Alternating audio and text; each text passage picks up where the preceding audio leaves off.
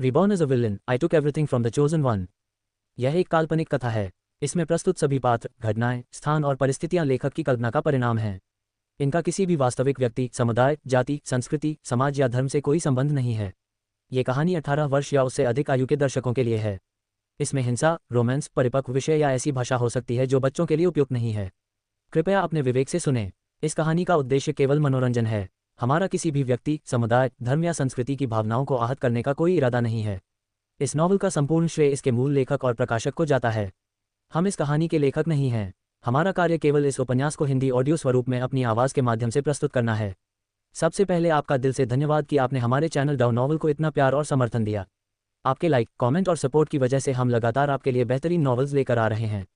तो बिना किसी देरी के चलिए शुरू करते हैं आज की कहानी। अध्याय 11, मनमोहक सुंदरता का प्रलोभन। ये छोटा लड़का दिलचस्प है। रात गहरी थी और ठंडा चांद एक हुक की तरह लटका हुआ था।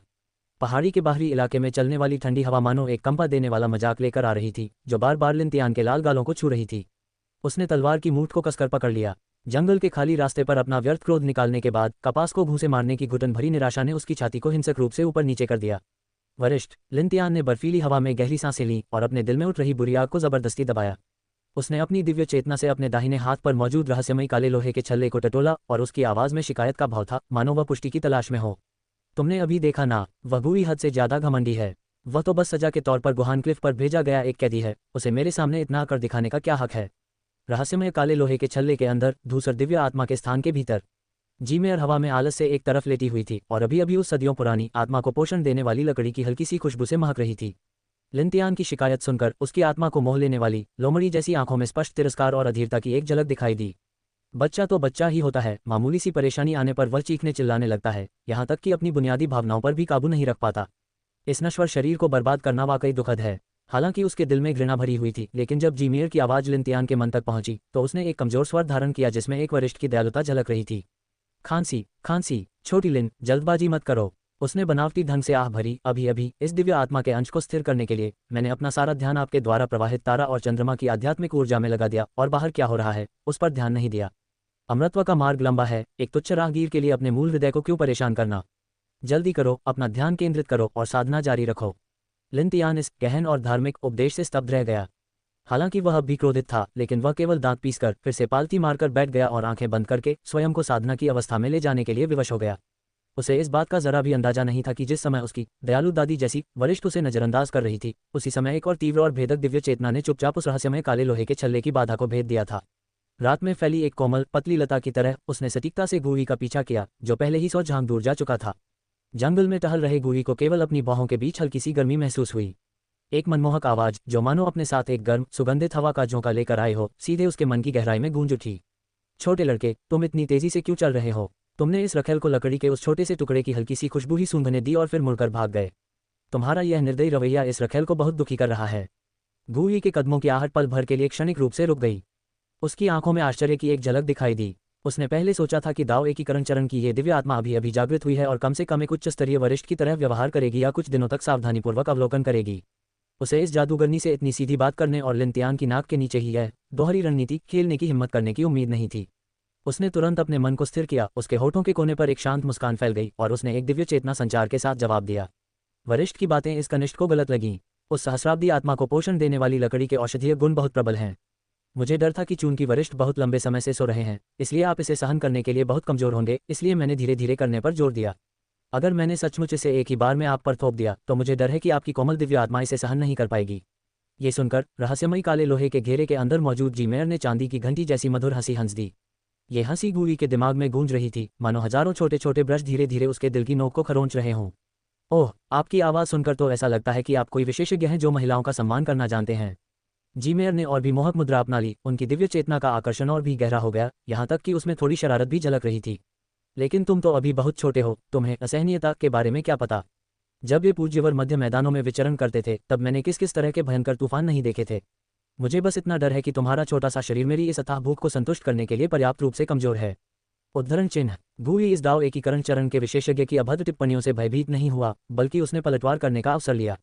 भूख गहरी है या सती, ये तो स्वयं अनुभव करके ही पता चलता है। जहां तक इस जूनियर की नींव की मजबूती का सवाल है, गूली ने जानबूझकर विराम लिया और अपनी दिव्य चेतना के माध्यम से अपने अराजकता सृजन अमर शरीर की उत्पत्ति ऊर्जा की एक झलक को अत्यंत सूक्ष्मता से केवल एक क्षण के लिए प्रदर्शित किया। मैं अन्य चीज़ों के बारे में शेखी बघाड़ने की हिम्मत नहीं करता, लेकिन जहां तक स्थायी सहनशक्ति और पोषण के लिए पर्याप्त पूंजी की बात है, मैं गारंटी देता हूं कि यह वरिष्ठ व्यक्ति को और अधिक की लालसा जगाएगा और आप उन बचे हुए भोजन को फिर कभी तुच्छ नहीं समझेंगे। उस क्षणिक अराजकता की आभा को महसूस करते हुए जीमेयर की मायावी आंखों में अंततः एक स्पष्ट सदमे का भाव प्रकट हुआ। यदि सहस्राब्दी आत्मा पोषण करने वाली लकड़ी ने अभी अभी केवल भूमि के वित्तीय संसाधनों को प्रदर्शित किया, तो सृष्टि की आभा का यह अंश, जो सभी चीजों से ऊपर स्थित था, वास्तव में उसकी भयानक क्षमता और नींव को प्रकट करता है। ये छोटा सा गोल्डन कोर स्टेज कल्टीवेटर रहस्यों से घिरा एक अथाह गड्ढा मात्र था। बाहर से आ रही पतली आध्यात्मिक ऊर्जा को सोखते हुए हॉर्नफ्रही लिंतियान को दोबारा देखते ही जीमेयर के दिल का पलड़ा इस समय नाटकीय रूप से झुक गया। लिंतियान महज एक कंगाल थी जो केवल मोटे अनाज के बंस ही उपलब्ध करा सकती थी, जबकि उसके सामने खड़ा यह शातिर गुई न केवल अपने हाथ में जीवन रक्षक अमरता की गोली लिए हुए था, बल्कि एक मोहक सुगंध बिखेरने वाला मानवरूपी टॉनिक भी था। एक समझदार पक्षी बैठने के लिए अपना पेड़ खुद चुनता है, इसमें संकोच की क्या बात है? जीमेयर ने शुरुआत से ही अपने तिरस्कारपूर्ण चंचलपन को त्याग दिया और उनके लहजे में ठोस पूछताछ का संकेत मिला। छोटे लड़के, तुम बहुत गोलमोल बातें कर रहे हो। चूंकि तुम इस पूज्यवर की पृष्ठभूमि जानते हो, तो तुम्हें ये स्पष्ट होना चाहिए कि दाव एकीकरण अवस्था की दिव्य आत्मा को पोषित करके भौतिक शरीर को नया रूप देने के लिए आवश्यक स्वर्ग और पृथ्वी का खजाना तुम्हारे शुभानतियन संप्रदाय को 10 बार खोखला करने के लिए पर्याप्त होगा। तुम गुहान चट्टान पर दीवार की ओर मुंह करके खड़े होने की सजा पाए हुए एक त्यागे हुए शिष्य, तुम अपने मंचूहान शाही बोझ को पूरा करने के लिए क्या करोगे? वरिष्ठ नागरिकों को इस बारे में चिंता करने की जरूरत नहीं है। गूई अपने हाथ पीठ के पीछे रखकर पर्वत की हवा की ओर मुंह करके खड़ा था। उसकी दिव्य चेतना का संचार स्थिर और आत्मविश्वासपूर्ण था। चूंकि इस जूनियर ने ये चारा डालने की हिम्मत की है, इसलिए स्वाभाविक रूप से मेरे पास सीनियर की भूख मिटाने की ताकत है। इसके विपरीत सीनियर, जो दिन भर उस अंधेरे और उदास लोहे के ढेर में बंद रहकर एक नन्हे बच्चे के नपुंसक गुस्से को सुनते रहते हैं, क्या ये जीवन आपके लिए कुछ ज्यादा ही घुटन भरा नहीं है? उसने आकाश की ओर देखा। दूर क्षितिज पर धुंधली सी मछली के पेट जैसी सफेदी दिखाई दे रही थी। रात गहरी हो चुकी है और इस जूनियर को गुरुजी के साथ गुहान चट्टान पर लौटना होगा। गुरुजी को इस पर गंभीरता से विचार करना चाहिए। उस मन को शांति देने वाली लकड़ी की सुगंध को इस जूनियर द्वारा चुकाई गई भेंट माना जा सकता है। यदि आपने इस पर अच्छी तरह सोच विचार कर लिया है, तो कल रात इसी समय लुओय शिखर के बाहर ये जूनियर बिस्तर साफ करके आपका स्वागत करेगा। ये कहने के बाद गूई ने जीमेयर को सौदेबाजी जारी रखने का मौका नहीं दिया और एकतरफा रूप से दैवीय चेतना का संबंध तोड़ दिया। रहस्यमय काले लोहे के छल्ले के अंदर स्थित स्थान। जीमेयर ने अपने मन में गूंजती हुई अचानक रुकी हुई ध्वनि को सुना और थोड़ी स्तब्ध रह गई। फिर वह खुद को रोक नहीं पाए और उसने अपनी लौंग जैसी जीभ बाहर निकालकर अपने काल्पनिक लाल होठों को चाटा। नखरे दिखाना, सोच समझकर आगे बढ़ना और पीछे हटना, इस लड़के में न केवल प्रतिभा है, बल्कि लोगों के दिलों को जीतने के उसके तरीके बाहर खड़े लिंतियान से कहीं बेहतर हैं, जो केवल तलवार निकालना और अंधाधुंध चिल्लाना जानता है। दिलचस्प, वाकई बहुत दिलचस्प। जीमेयर ने लिंतियान की ओर देखा, जो अभी भी अंतरिक्ष के बाहर आंखें बंद करके साधना कर रहा था, और उसकी आंखों की गहराई से स्पष्ट दया का भाव झलक रहा था। नन्ही लिन, ओह नन्ही लिन, क्या तुम्हें पता है कि तुम्हारे अच्छे बड़े भाई ने अभी अभी तुम्हारे सामने ही तुम्हें तुम्हारे अंडरवियर तक उतार दिया है? अध्याय 12। अच्छे पक्षी अपना पेड़ चुनते हैं। छोटी लिन, बड़ी बहन को नया प्यार मिलने वाला है। सूरज उगता है और चांद डूबता है। दिन और रात बारी बारी से आते हैं। देखते ही देखते दूसरे दिन की गहरी रात हो गई। जुआनटियन संप्रदाय बाहरी संप्रदाय लुओय पीक संप्रदाय के बाहरी किनारे पर स्थित यहाँ की आध्यात्मिक ऊर्जा बहुत कम थी। मुख्य शिखर की तुलना में यह आध्यात्मिक रूप से समृद्ध और सुंदर बिल्कुल नहीं थी। बाहरी संप्रदाय के शिष्यों के लिए साधारण लकड़ी के मकानों की कतारें पहाड़ से सटी हुई बनी थीं, जो रात की तेज हवा में हल्की सी चरमराहट की आवाज निकाल रही थीं। गूई ने गहरे रंग के पैटर्न वाला काला चोला पहना हुआ था, जो रात के अंधेरे में घुल मिल गया था। उसकी सांस छिपाने की तकनीक पूरी तरह से सक्रिय थी और वह चुपचाप उस लकड़ी के घर की खिड़की के बाहर खड़ा था जहां लिंतियान रहता था। उसकी हथेली में हजारों वर्षों से आत्मा को पोषण देने वाली लकड़ी का एक टुकड़ा था, जिससे हल्की गहरी सुगंध निकल रही थी। उसने कल रात ही चारा डाल दिया था। समय का सदुपयोग करते हुए उसे लगा कि भूखी बड़ी मछली अब और इंतजार नहीं कर पाएगी। कमरे के अंदर एक दीवार से अलग किया गया लिंतियान सख्त लकड़ी के पलंग पर लेटा हुआ था, भारी सांसें ले रहा था और हल्की खर्राटे ले रहा था। दिन के दौरान पिछली रात पहाड़ पर गूई द्वारा उपेक्षित किए जाने के कारण उसके मन में दबी हुई निराशा और चिड़चिड़ापन था, और तलवारबाजी का अभ्यास करते समय वह लगभग अपनी नसों को चोट पहुंचा बैठा था। दिन भर करवटें बदलते रहने के बाद वह थक गया था और गहरी नींद सो गया। उसके दाहिने हाथ में पहनी हुई रहस्यमयी काली लोहे की अंगूठी अंधेरे में हल्की बैंगनी रोशनी बिखेर रही थी। रहस्यमयी काले लोहे के छल्ले के भीतर जीमियर का मायावी आत्मा शरीर हवा में तैर रहा था। उसने रहस्यमयी काले लोहे के छल्ले की दरारों से लिंतियान की भद्दी सोने की मुद्रा को तिरस्कार भरी निगाहों से देखा। इस बच्चे में न केवल औसत दर्जे की प्रतिभा थी, बल्कि उसका स्वभाव भी सुधार से परे था। दूसरों ने उसे एक बार नजरअंदाज कर दिया था, और इतना ही उसके लिए आपा खोने और गुस्से से पागल हो जाने के लिए काफी था। ऐसे संकीर्ण मानसिकता वाले व्यक्ति का साथ देना और तो और शिखर पर वापस लौटना, अगर एक दिन सड़क किनारे किसी दुश्मन द्वारा उसकी पिटाई कर दी जाए तो कोई आश्चर्य की बात नहीं होगी। खिड़की की दरारों से रिसकर कमरे में एक हल्की ताजगी भरी खुशबू आई, जो रहस्यमयी काले लोहे के छल्ले में सटीक रूप से समा गई। ये सदियों पुरानी आत्मा को पोषण देने वाली लकड़ी की शुद्ध सुगंध थी। जीमियर की मायावी आंखों में प्रकाश की लहरें घूम रही थीं। एक तरफ एक निर्धन निराश युवती थी जो अपने दांतों के बीच की खाई को भरने के लिए भी पर्याप्त आध्यात्मिक ऊर्जा नहीं जुटा सकती थी। दूसरी तरफ एक सुंदर, उदार, उच्च कोटि के शारीरिक गठन वाला, गहन बुद्धि वाला और प्रेम बोध में पारंगत युवक था। कोई भी समझदार व्यक्ति इस संतुलन की गणना कर सकता था। अच्छे पक्षी बैठने के लिए अपना पेड़ खुद चुनते हैं। छोटी लिन, बड़ी बहन को नया प्यार मिलने वाला है। जीमेयर ने मन ही मन मुस्कुराया, बिना किसी तरह के लगाव के। लकड़ी के घर के बाहर गूई ने खिड़की की जाली की दरारों से हल्के बैंगनी रंग की धुंध के एक हल्के से गुच्छे को रिसते हुए महसूस किया। धुंध का ये हल्का सा झोंका तेजी से इकट्ठा हुआ और हवा में ही आपस में लिपट गया, धीरे धीरे एक महिला की सुंदर और आकर्षक आकृति को रेखांकित करता हुआ। गूई की आंखें थोड़ी चौड़ी हो गईं और उसकी सांसें एक पल के लिए रुक गईं। यद्यपि उन्होंने कल रात दैवीय चेतना के संचार के माध्यम से स्वयं को मानसिक रूप से तैयार कर लिया था, फिर भी जब उन्होंने वास्तव में इस दाव एकीकरण चरण के विशेषज्ञ की आत्मा शरीर की मुद्रा देखी तो उन्हें एक सामान्य व्यक्ति के समान आश्चर्य और कंपकंपी का अनुभव हुआ। उसका शरीर इतना परिपक्व था कि ऐसा लगता था मानो एक चुटकी भर स्पर्श से ही पानी टपक सकता हो। हालांकि वह केवल अर्धपारदर्शी आत्मा का शरीर था, फिर भी उसके अतिरंजित वक्र, एक हाथ से पकड़ी जा सकने वाली कमर और वह हल्का सा दिखाई देने वाला बैंगनी रंग का जालीदार वस्त्र, ये सब मिलकर किसी पुरुष की दृष्टि को उत्तेजित कर रहे थे। खासकर वो लोमड़ी जैसी आंखें, जैसे ही उसकी नजरें इधर उधर घूमती थीं, ऐसा लगता था मानो उनमें कांटे लगे हों जो किसी व्यक्ति की आत्मा को उसके शरीर से जबरदस्ती खींच सकते हों। गूई ने गुप्त रूप से अपने अराजकता सृजन अमर शरीर का उपयोग किया और अपने हृदय में उत्पन्न सहज गर्मी को जबरदस्ती दबा लिया। ये बूढ़ी जादूगरनी एक पुनर्ता घातक स्त्री थी और साथ ही एक खतरनाक भंवर भी। छोटा लड़का है लेकिन उसका संयम बुरा नहीं है। जीमेयर हवा में तैरती हुई गूई को नीचे देख रही थी। उसकी आंखों में आश्चर्य की झलक और फिर तुरंत लौट आई स्पष्टता को देखकर जीमेयर की आंखों में प्रशंसा और गहरी हो गई। उसे वासना से भरे पुरुषों से डर नहीं लगता था, उसे उन पुरुषों से डर लगता था जो स्त्री सौंदर्य को अपने विवेक पर हावी होने देते हैं। उसके सामने खड़ा युवक स्पष्ट रूप से अपनी इच्छाओं को नियंत्रित करना जानता था। सीनियर के आने से मुझे बहुत खुशी हुई है, इसलिए जूनियर को स्वाभाविक रूप से पूरी तरह सतर्क रहना होगा। गूई के होठों के कोनों पर एक शांत मुस्कान खिल उठी जब उसने अपनी हथेली खोली, जिसमें सदियों पुरानी आत्मा को पोषण देने वाली लकड़ी दिखाई दे रही थी, जिससे एक मोहक सुगंध निकल रही थी। इस जूनियर ने जिस मानचूहान शाही दावत का वादा किया था, ये पहला नाश्ता तैयार है। क्या सीनियर संतुष्ट हैं? जीमेयर ने उस सुगंध को महसूस किया जो सीधे दिव्य आत्मा पर प्रहार कर रही थी, और उसका आत्मिक शरीर थोड़ा कांप उठा। वह खुद को नियंत्रित नहीं कर पा रही थी। दिव्य आत्मा के लिए एक महान औषधि के समान इस प्रलोभन का विरोध करना उसके लिए नामुमकिन था।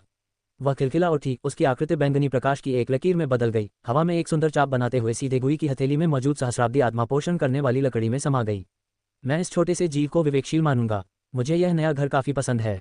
सहस्राब्दी आत्मा पोषण करने वाली लकड़ी के माध्यम से एक सुस्त मोहक आवाज सीधे गूई के दिमाग में गूंजी, जिसमें संतुष्टिपूर्ण आलस्य का संकेत था। जिस क्षण जीमेयर सहस्राब्दी आत्मा पोषण करने वाली लकड़ी में दाखिल हुई, उसी क्षण कमरे में मौजूद रहस्यमय काली लोहे की अंगूठी ने अपनी मूल चमक पूरी तरह से खो दी और बिना किसी आध्यात्मिक ऊर्जा के एक बेकार धातु के टुकड़े में बदल गई। लकड़ी के पलंग पर लेटे लिनतियान को मानो कुछ आभास हुआ। वह करवट बदलते हुए स्पष्ट स्वर में बुदबुदाया, वरिष्ठ, रुकिए, जब तक मुझे आध्यात्मिक अग्नि नहीं मिल जाती, मैं गूई से इसका बदला जरूर लूंगा। डिंग, ये पता चला है कि मेजबान ने भाग्य की पुत्री जीमियर को स्वेच्छा से दल बदलने के लिए सफलतापूर्वक प्रेरित कर लिया है, जिससे भाग्य के पुत्र का सबसे बड़ा तुरुप का पत्ता पूरी तरह से छिन गया है। भाग्य की पुत्री के मूल को पूरी तरह से रोक दिया गया। खलनायक का मूल्य जोड़ 2000 अंक।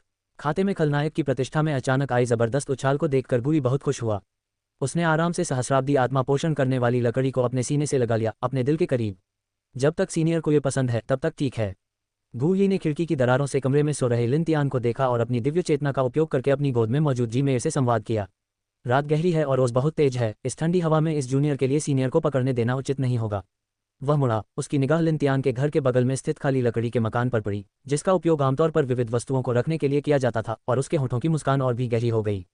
संयोगवश बगल में ही एक खाली कमरा है, क्यों न हम किसी शांत जगह पर चले जाएं और अपने शारीरिक स्वरूप को नया रूप देने के विषय पर विस्तार से चर्चा करें।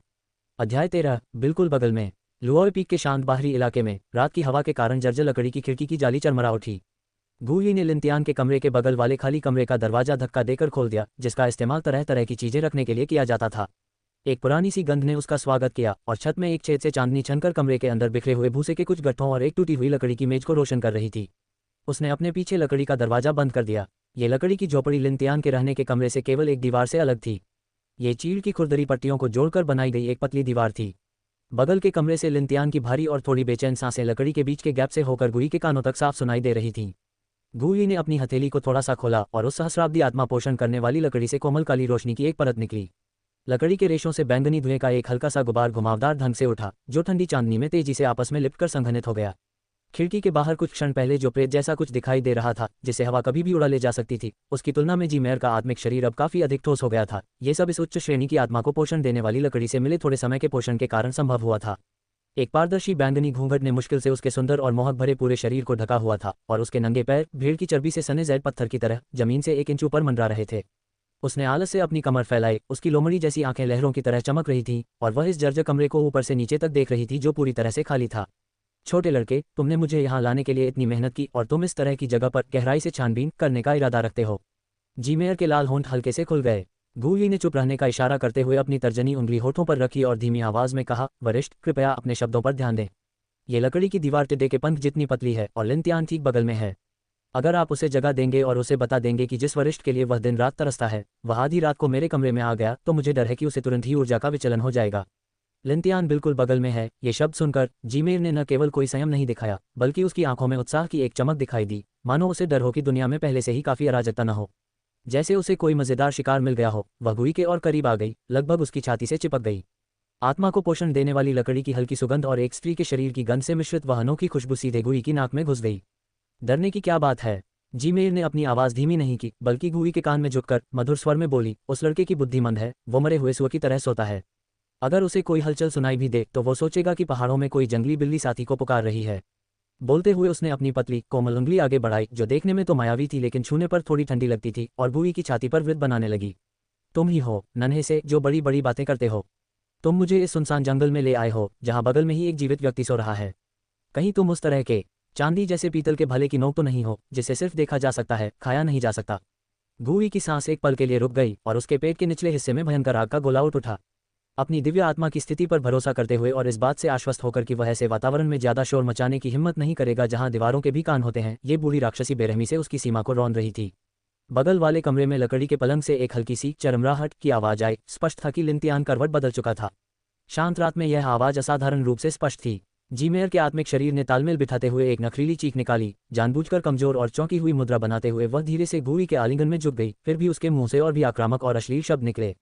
अरे बाल बाल बच गए, नन्हे बच्चे, तुम्हारा दिल इतनी तेजी से धड़क रहा है।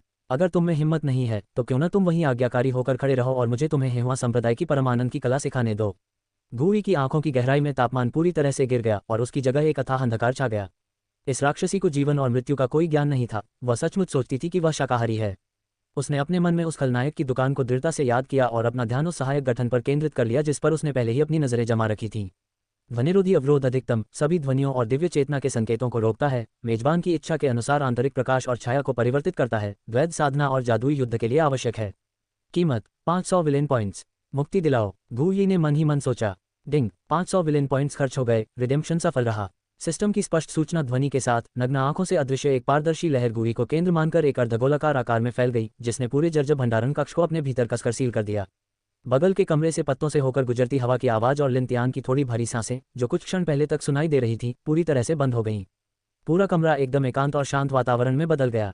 जैसे ही अवरोध बना, छत में बने छेद से रिसकर आने वाली हल्की चांदनी उस संरचना द्वारा छनकर एक मंद गर्म रोशनी में बदल गई जिसमें मोहकपन का हल्का सा आभास था। जीमेयर की सुगठित उंगली जो अभी भी गुई की छाती पर वृत्त बना रही थी, रुक गई। दाव एकीकरण चरण की विशेषज्ञ की अवशिष्ट आत्मा होने के नाते आसपास की आभा को समझने की उनकी क्षमता असाधारण रूप से तीव्र थी। उन्होंने स्पष्ट रूप से महसूस किया कि यह जर्जर कमरा जो पहले हवादार था अब एक लोहे की दीवार बन गया था जिसे उनकी दिव्य चेतना भी आसानी से भेद नहीं सकती थी। फॉर्मेशन में इस स्तर की उपलब्धि जो पल भर में स्वर्ग और पृथ्वी को अलग करने में सक्षम थी, ने उसके दिल में एक आशंका का भाव पैदा कर दिया। वह सहज रूप से पीछे हटना और दूरी बनाना चाहती थी। गुई उसे भागने का मौका कैसे दे सकती थी? उसने अपना दाहिना हाथ उठाया, उसकी हथेली में धूसर अराजकता सृजन ऊर्जा का प्रवाह हो रहा था और उसने जीमेयर की पतली कमर को पकड़ लिया जिसे एक ही पकड़ से घेरा जा सकता था। सृष्टि का अमर शरीर सभी चीजों को समाहित करता है। यह आभा न केवल दिव्य आत्मा को प्रतिकर्षित नहीं करती थी बल्कि क्षण भर के लिए उसे वास्तविक रूप भी दे सकती थी। अपनी कमर पर झुलसा देने वाली गर्मी और शक्तिशाली पकड़ को महसूस करते हुए जीमेयर की लोमड़ी जैसी आंखें अचानक चौड़ी हो गईं और उसके मायावी शरीर ने वास्तव में लगभग वास्तविक तनाव का अनुभव कराया। उसने आखिरकार अपना वो चंचल तमाशा देखने वाला अंदाज छोड़ दिया। उसकी आवाज में थोड़ी सी सच्ची घबराहट झलक रही थी। छोटे बच्चे, तुम क्या करने वाले हो? गुई ने अपना सिर थोड़ा नीचे झुकाया, उसकी गहरी आंखें सीधे उस मनमोहक चेहरे पर टिक गईं। क्या सीनियर ने अभी मुझसे यह नहीं पूछा कि मेरी नींव कितनी गहरी है? उसने अपने हाथ से थोड़ा बल लगाया और उस कोमल नाजुक शरीर को उनके पीछे की खुरदरी चीड़ की लकड़ी की दीवार से दबा दिया। लकड़ी के तख्तों से एक धीमी सी कराह निकली। गुई उसके कान के पास झुक गया, उसके होंठों के कोने एक खतरनाक चाप में मुड़ गए। उसकी आवाज धीमी और कर्कश थी। ये बिल्कुल बगल में है।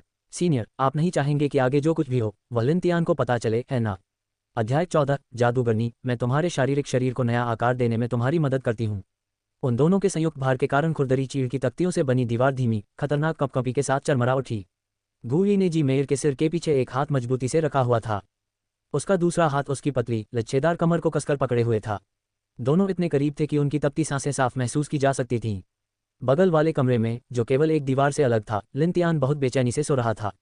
जब वह करवट बदलता था तो लकड़ी के बिस्तर से आने वाली चरमराहट की आवाज़, साथ ही उसकी भारी बेचैन सांसें लकड़ी के तख्तों में बनी पतली दरारों से होकर बिना किसी रुकावट के तंग भंडार कक्ष में प्रवेश कर जाती थीं।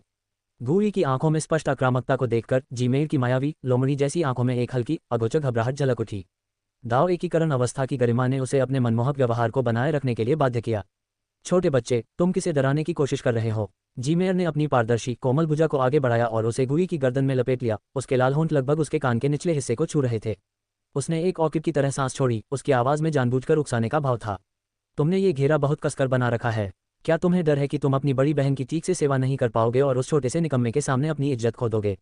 इस बड़ी बहन के पास दाव एकीकरण स्तर की दिव्य आत्मा है, तुम्हारी मात्र स्वर्ण कोर स्तर की साधना से अगर तुम कुछ असली कौशल नहीं दिखाते तो मुझे डर है कि तुम मेरे इस शरीर को गर्म भी नहीं कर पाओगे। अंत तक अडिग गूई ने व्यर्थ की मौखिक बहस में और समय नहीं लगाया। उसने जी मेयर की कमर से अपना हाथ हटाया और आधा कदम पीछे हट गया। जी मेयर की भ्रमित निगाहों के बीच गूई ने धीरे धीरे अपना दाहिना हाथ फैलाया। वूश, बिना किसी चेतावनी के गूई की हथेली से भूतिया सफ़ेद लपटों का एक समूह उछल पड़ा और तेजी से फैल गया। जैसे ही आग की लपटें दिखाई दी, जर्जर भंडारगृह का तापमान तेजी से गिर पड़ा। आसपास की हवा में मौजूद नमी जमकर पाले में तब्दील हो गई और फर्श की दरारों में तेजी से फैल गई। इस कड़ाके की ठंड के बीच एक अजीब झुलसा देने वाली गर्मी थी जो सब कुछ जलाकर राख कर देने में सक्षम प्रतीत हो रही थी। अत्यधिक ठंडी बर्फ की ज्वाला। जी मेयर के चेहरे से आलस्य और चंचलता पल भर में गायब हो गई। वह गूई की हथेली में जलती हुई भूतिया सफ़ेद लौ को टकटकी लगाकर देखती रही। उसकी लोमड़ी जैसी आंखों में गहरा सदमा झलक रहा था। ये तो परम शीत ऋतु में जन्मी पौराणिक और अनोखी अग्नि थी।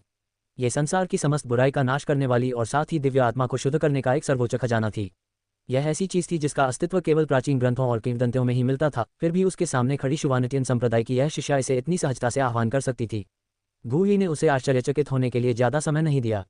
उन्होंने अपने शरीर के भीतर ये न्यांग महान करुणा सूत्र के संचार मार्ग को पूरी गति से संचालित किया और धूसर आदिम असीम सृजन अमर शरीर उत्पत्ति उनके दाहिने हाथ में मौजूद अत्यंत ठंडी बर्फीली ज्वाला में 100 नदियों के समुद्र में लौटने की तरह प्रवाहित हुई। मूल रूप से भूतिया सफ़ेद ज्वाला धीरे धीरे एक गहरे अव्यवस्थित रंग में परिवर्तित हो गई। क्योंकि सीनियर को ठंड लग रही है, इसलिए ये जूनियर आपके शरीर को गर्म कर देगा। गूई धीरे धीरे आगे बढ़ता गया और जीमेर को एक बार फिर लकड़ी की दीवार से सटा दिया। उसने बड़ी कुशलता से उस अनोखी अग्नि को, जिसमें अब अराजकता का रंग भी झलक रहा था, जीमेर के पारदर्शी शरीर में। उफ! जैसे ही वह अनोखी आग उसके शरीर में प्रवेश कर गई, जीमेर ने एक ऐसी आह भरी जिसे वह दबा नहीं सकी। अत्यधिक ठंडी बर्फ की ज्वाला की जमा देने वाली ठंड जब उसकी दिव्य आत्मा के संपर्क में आई तो गाय के बाल जितनी महीन हजारों बर्फ की सुइयों में बदल गई और धीरे धीरे उसकी आत्मा में 10,000 वर्षों की नींद के दौरान जमा हुई अशुद्धियों को दूर कर दिया। इसके बाद उत्पन्न हुई अराजक सृजन ऊर्जा दुनिया में जीवन के सबसे शुद्ध स्रोत के समान थी, जो उसकी दिव्य आत्मा में मौजूद शून्य को तेजी से भर रही थी। बर्फ और आग के तप से गुजरने के बाद जीमेर का मूल रूप से मायावी और पारदर्शी शरीर नग्न आंखों से दिखाई देने वाली गति से ठोस रूप लेने लगा। उसकी त्वचा पर एक चमकदार आभा प्रकट हुई और पहले जो अलौकिक अनुभूति थी वह धीरे धीरे गर्माहट और आश्चर्यजनक लचीलेपन में तब्दील हो गई। गूई की निगाहें और भी गहरी होती गईं। उसने जीमेर की कमर पर हाथ रखकर हल्का दबाव डाला और उसकी उंगलियों ने बैंगनी रेशम की उस अवरोधक परत को झटक दिया। रेशम नीचे सरक कर उनके पैरों के पास इकट्ठा हो गया। जैसे ही उनकी असली त्वचा एक दूसरे को छुई, जीमेर बुरी तरह कांप उठी। लाखों वर्षों तक वह एक अलौकिक आत्मा के अवशेष के रूप में जीवित रही थी। अब एक जीवित शरीर का गर्म स्पर्श, पुरुष के सीने से आती हुई प्रबल धड़कन और उस अद्वितीय प्रचंड मर्दाना आभा ने उसे एक ज्वार की लहर की तरह अभिभूत कर दिया। गूई ने अपना सिर झुकाया और उन लाल होठों को चूमा जो अभी भी हल्के से हौंफ रहे थे। सृष्टि के अमर शरीर की शुद्ध यांगची ऊर्जा उनके होठों और दांतों के आपस में मिलने के माध्यम से लगातार जीमेर के शरीर में प्रवाहित हो रही थी। वह शुरू में पहल करने की कोशिश कर रही थी, उसके हाथ सहज रूप से उसे दूर धकेलने या उसका मार्गदर्शन करने के लिए उत्सुक थे, लेकिन गूई के अत्यधिक दबाव और अमर शरीर द्वारा लाई गई हड्डियों को गला देने वाली सुन्नता के सामने दाव एकीकरण चरण के एक विशेषज्ञ का संयम चकनाचूर हो गया। बगल वाले कमरे में लिनतियान के लकड़ी के बिस्तर से एक और कर्कश चरमराहट की आवाज आई। कितना शोर है? लिनतियान नींद में स्पष्ट रूप से बुदबुदाया और करवट बदल ली। इतनी नज़दीक से सुनाई देने वाली यह धीमी आवाज़ एक शक्तिशाली कामोत्तेजक की तरह थी, जिसने भंडारण कक्ष के उस वातावरण को तुरंत प्रज्वलित कर दिया जो अब तक चरम सीमा तक दबा हुआ था। इस क्षण ये न्यांग महान करुणा सूत्र की अत्याचारी प्रकृति पूरी तरह से प्रदर्शित हुई। गूई की हर सांस, हर शक्तिशाली हरकत जीमेर के नवनिर्मित अर्धठोस शरीर में एक मजबूत प्रतिध्वनि उत्पन्न करती थी। अवरोध से छनकर आती धुंधली गर्म रोशनी ने उनकी आकृतियों को फैला दिया, जिससे वे धब्बेदार दीवार पर प्रतिबिंबित हो गईं और एक अत्यंत आकर्षक चित्र बुनने लगीं। जीमेर ने अपना सामान्य संयम पूरी तरह खो दिया। कभी अपने शिकार को चिढ़ाने के लिए इस्तेमाल किए जाने वाले वो अश्लील चुटकुले अब टूटी फूटी आहों और दया की भीख में बदल गए थे। वह तूफान में अकेली नाव की तरह बह रही थी, बस अपने सामने खड़े उस आदमी से ही चिपकी हुई थी, एकमात्र वही जो उसे सुरक्षा और पुनर्जन्म का एहसास दिला सकता था। अच्छे छोटे भाई, थोड़ा धीरे बजाओ, बड़ी बहन तो सच में पिघल जाएगी। तुम छोटे उत्पीड़क, तुम ही मेरी जान लोगे। रात बहुत गहरी थी। जब खिड़की के बाहर पहाड़ी हवा धीरे धीरे शांत हुई तो छोटे लकड़ी के घर के अंदर का तूफान भी आखिरकार थम गया। जीमेर गूई की बाहों में कीचड़ की तरह बेजान पड़ी थी। उसका मूल रूप से पारदर्शी आत्मा शरीर अब अपने आधे मांस और रक्त से नया रूप ले चुका था। उसकी गोरी त्वचा पसीने की महीन बूंदों से ढकी हुई थी और उसके चेहरे पर एक ऐसी लाली थी जो बेतहाशा कल्पनाओं को आमंत्रित करती थी। उसने ऊपर गूई के चेहरे की ओर देखा, जो मन प्रकाश में कोणीय प्रतीत हो रहा था। उसकी आंखों में जो गर्व और चुनौती का भाव था वह बहुत पहले ही गायब हो चुका था। उसकी जगह एक अटूट जुनून, निर्भरता और एक समान प्रतिद्वंद्वी से मिलने के बाद दिल का पूर्ण समर्पण आ गया था। तुम छोटे उत्पीड़क। जीमेल की आवाज़ कर्कश और सुस्त थी। उसने पहल करते हुए अपने कमल के समान कोमल हाथों को गूई की गर्दन के चारों ओर लपेट लिया, उसकी छाती से लगकर मनमोहक मुस्कान के साथ कहा, बड़ी बहन इस जन्म में सचमुच तुम्हारे हाथों में आ गई है।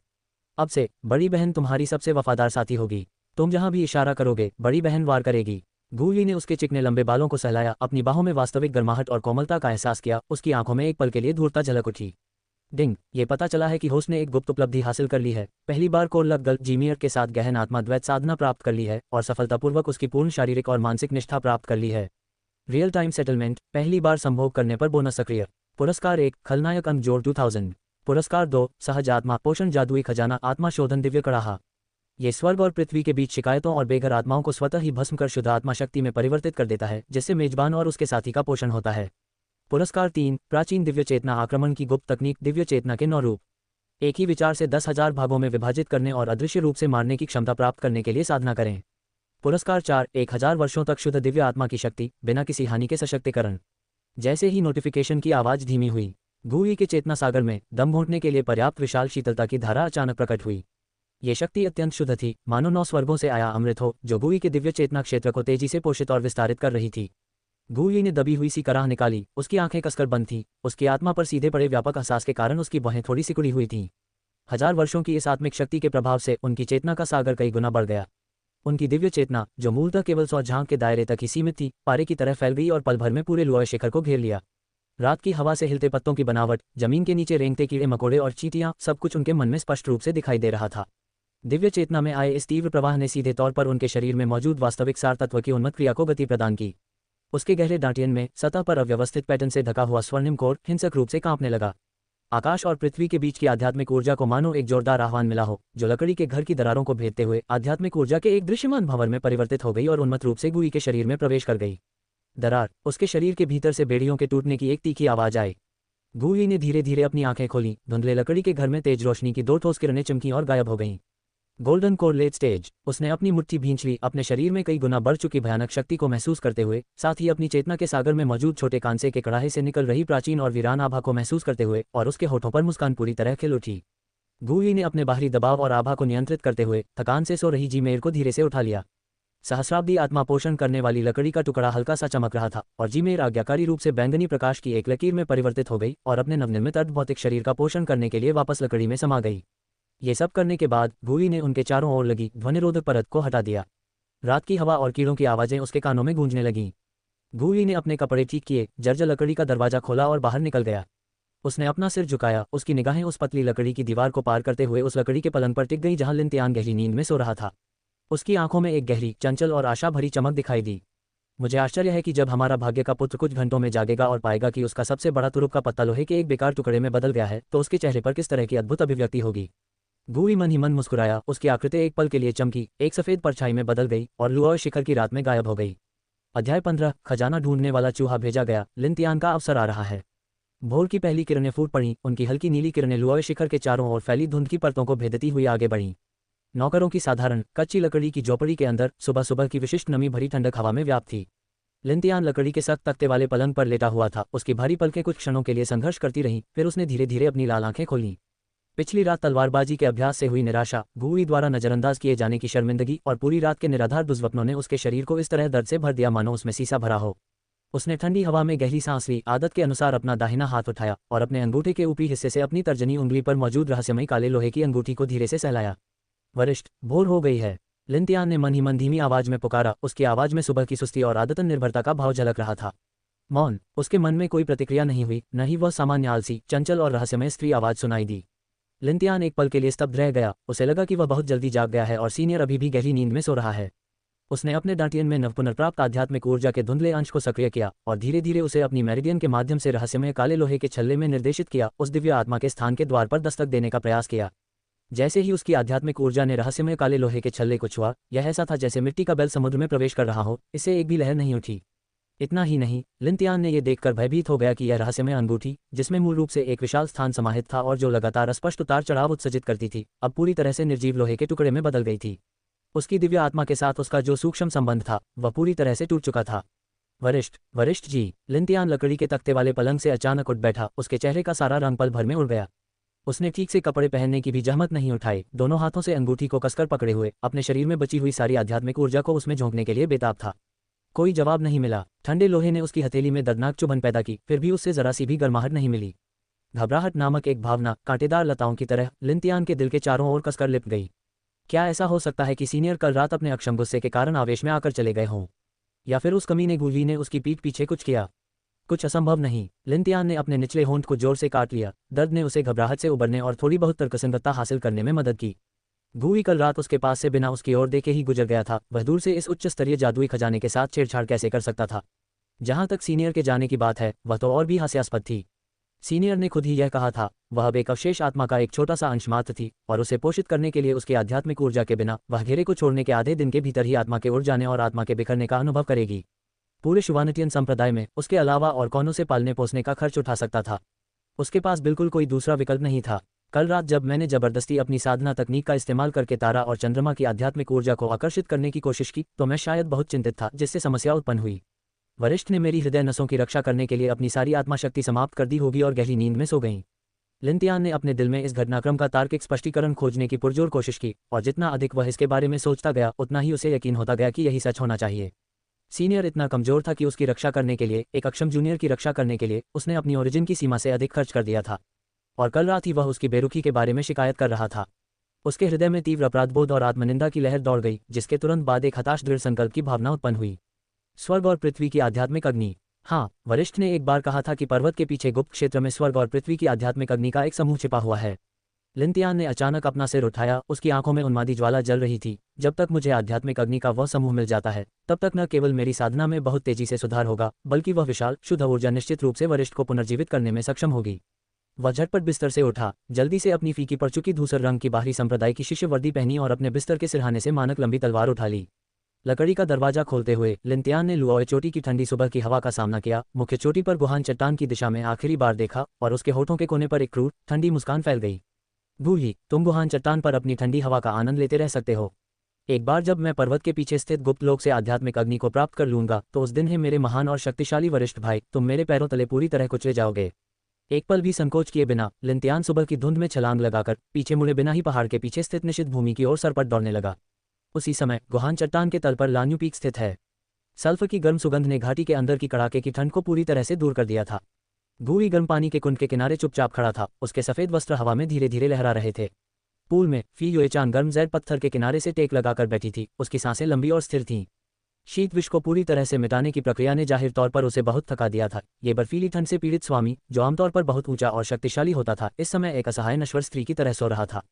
उमड़ती भाप के बीच उस बेहद खूबसूरत चेहरे ने अपनी सारी शीतलता और भव्यता को त्याग दिया था, और उसकी ओर एक मनमोहक कोमलता झलक रही थी।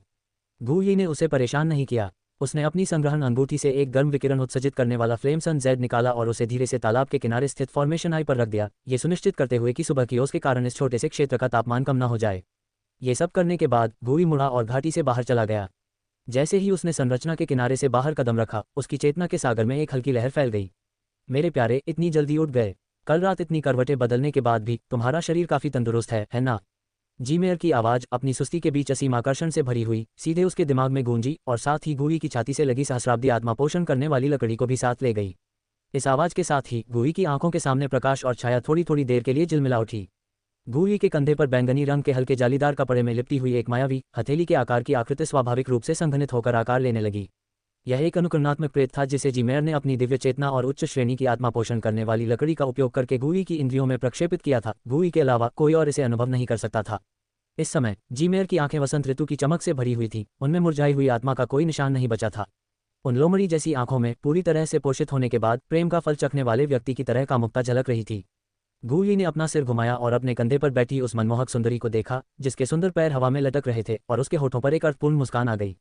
बहन, आपसे इतना बड़ा उपहार पाकर स्वाभाविक रूप से मुझे सुबह जल्दी उठकर अपने नन्हे धनदाता की गतिविधियों पर नजर रखनी होगी। अगर मैं देर से गया और यह शानदार नज़ारा देखने से चूक गया तो क्या मैं आपकी पिछली रात की मेहनत को व्यर्थ नहीं कर दूंगा। बहन, बहन शब्द सुनते ही जी मेयर के कंधे पर बैठी प्रेतात्मा थोड़ी कांप उठी और उसकी आंखों में मुस्कान और गहरी हो गई। उसने एक काल्पनिक उंगली बढ़ाई और धीरे से गूली के गाल पर थपथपाया। उसके लहजे में थोड़ी सी चंचलता और किसी शो को देखने की सहजता झलक रही थी। वो नासमझ लड़का अंगूठी की प्रतिक्रिया न पाकर जरूर सोच रहा होगा कि आसमान गिर रहा है ना। मैंने अभी अभी उसे घबराकर पीछे वाले पहाड़ की ओर भागते हुए महसूस किया। उसने शायद स्वर्ग और पृथ्वी की उस आध्यात्मिक अग्नि के समूह पर नजरें गड़ा दी हैं जिसका मैंने जिक्र किया था। आखिरकार मुझ पर, अपनी बड़ी बहन पर भरोसा किए बिना वो केवल ऐसी निर्जीव चीजों पर ही अपनी उम्मीदें टिका सकता है। गूली मुस्कुराया। उसकी आंखों में एक ऐसी शांति झलक रही थी जो इंसानी दिलों को छू जाती थी। उसे कम मत समझना बहन। इस तरह के निकम्मे लोग जो मानो सबसे निचले पायदान पर आ गिरे हों, उनका जीवन अक्सर बहुत कठिन होता है और उनके साथ हमेशा एक अजीब तरह की अच्छी किस्मत जुड़ी रहती है। चूंकि पहाड़ के पीछे का वह गुप्त क्षेत्र स्वर्ग और पृथ्वी की आध्यात्मिक अग्नि को छुपाए हुए है, इसलिए बाहरी घेरा बेहद खतरनाक होगा। उसके आगे रहकर हमारे लिए रास्ता साफ करने और बारूदी सुरंगों पर पैर रखने से हमें बस उसके पीछे पीछे चलना है और तमाशा देखना है। एक बार जब वह सारी मेहनत करके खजाना निकाल लेगा तो हम उसे आसानी से अपने कब्जे में ले लेंगे। ये सुनकर जी मेयर खुद को रोक नहीं पाई और उन्होंने अपना मुंह ढक लिया और चांदी की घंटी जैसी मधुर हंसी हंस पड़ी। मेरे प्यारे, तुम्हारी योजना इतनी सुनियोजित है कि मुझे डर है कि मध्य मैदानों के निर्दयी व्यापारी भी हीन महसूस करेंगे। हालांकि उसके लहजे में बदलाव आया और उसकी आंखों में पुरानी यादों की झलक दिखाई दी। धरती, हृदय, हरे कमल और अग्नि का वह समूह वाकई एक अच्छी चीज है। उस समय उसे वहां सील करने में मुझे काफी मेहनत करनी पड़ी थी। मेरा मूल इरादा इसे भविष्य में अपने भौतिक शरीर को नया रूप देने के लिए एक तुरुप के पत्ते के रूप में रखना था। उसने गूली को घूरकर देखा और अपनी उंगली से उसकी गर्दन को हल्के से खुजलाते हुए कहा, अब अच्छा हुआ, छोटे चोर ने व्यक्ति और खजाना दोनों ले लिए, सारा प्याला खाली कर दिया। जो मेरा है वो तुम्हारा है। बहन, हमारे बीच भेदभाव क्यों? गूली मुस्कुराए। वह संप्रदाय के बाहरी इलाके में स्थित गुप्त मार्ग का अनुसरण करते हुए इत्मीनान से पीछे के पहाड़ की ओर बढ़ रहा था। अपनी चेतना के अथाह सागर में सिस्टम पैनल पर लगा लघु रडा लाल रंग में चमक रहा था, जो सामने तेजी से गतिमान धुंधले प्रकाश बिंदु पर सटीक रूप से केंद्रित था। रास्ते में सुबह की धुंध धीरे धीरे छट गई और सूरज की रोशनी बादलों को चीरते हुए जुवानिटियन संप्रदाय की लहरदार चोटियों पर फैल गई। आधे घंटे बाद गूली रुक गई। आगे साल भर धुंध से ढका एक घना आदिम जंगल था। ये पहले से ही जुवानिटियन संप्रदाय के पीछे निषिद्ध भूमि का किनारा था, एक ऐसी जगह जहां डीकन हॉल के बड़े बुजुर्ग भी आसानी से कदम रखने को तैयार नहीं थे। घने जंगल के प्रवेश द्वार पर थोड़े अस्त व्यस्त असमान रूप से गहरे पदचिह्नों की एक श्रृंखला सीधे घने कोहरे में फैली हुई थी। पैरों के निशानों के बीच की दूरी को देखकर ऐसा लगता है कि इन्हें छोड़ने वाला व्यक्ति बहुत जल्दबाजी में चला था, यहाँ तक कि उसमें थोड़ी सी लापरवाही भरी दीवानगी भी झलक रही थी। वह अंदर चला गया। गूली ने मन ही मन धीरे से कहा, जमीन पर बने पैरों के निशानों को देखते हुए। गूली के कंधे पर बैठी जिमेर ने भी अपने चंचल भाव को त्याग दिया और उसकी निगाहें खतरनाक आभा बिखेरते हुए धुंध से भरे घने जंगल पर घूम गईं। यद्यपि बाहरी परिधि पर स्थित अष्टकोणीय पद भंगिमा संरचना स्वाभाविक रूप से बनी है, लेकिन इतने वर्षों के विकास के बाद संरचना की आंख पृथ्वी की नसों के साथ एकीकृत हो चुकी है। उस लड़के की साधना केवल चिशोधन स्तर की है। यदि वह जबरदस्ती अंदर घुसने की कोशिश करता है तो उसे कम से कम कुछ त्वचा की परतें खोनी पड़ेंगी। गूली कुछ नहीं बोला। उसने मन ही मन उस बदमाश की दुकान का जिक्र किया। उसके विचार थोड़े बदल गए। डिंग, 500 विलेन पॉइंट्स खर्च हो गए। Portable traceless concealment formation plate सफलतापूर्वक रिडीम हो गई। गूली की हथेली में जटिल आकृति चित्रों से ढकी एक हथेली के आकार की सफेद जेड की डिस्क प्रकट हुई। उसने अपनी उंगली के सिरे से थोड़ी सी सच्ची शक्ति निकालकर उसे धीरे से आकृति चित्र के केंद्र पर थपथपाया। गूली को केंद्र मानकर पानी की हल्की लहरों की एक परत फैल गई, जिसने उसकी आकृति आभा और यहाँ तक कि जमीन पर उसके कदमों के गुरुत्वाकर्षण को भी पूरी तरह से मिटा दिया। ऐसा प्रतीत होता था मानो उसका पूरा शरीर इस जंगल के प्रकाश, छाया और हवा में पूरी तरह से घुल मिल गया हो। चलो चलते हैं प्यारी बहन। गूली ने फॉर्मेशन प्लेट को अपनी आस्तीन में रख लिया। मार्गदर्शक पहले ही खेल में प्रवेश कर चुका है, हम दर्शकों को भी मैदान में उतरना चाहिए। ये कहने के बाद वह लिनतियान द्वारा छोड़े गए धुंधले निशानों का अनुसरण करते हुए प्रकाश को भी निगलने की क्षमता रखने वाले दुर्गंध से भरे घने जंगल में प्रवेश कर गया और चुपचाप उसके पीछे चलने लगा। अध्याय 16। मेंटिस सिकाडा का पीछा करता है, ओरियोल उसके पीछे पीछे चलता है, तरबूज के बीज तोड़ते हुए आपको संरचना तोड़ते हुए देखता है।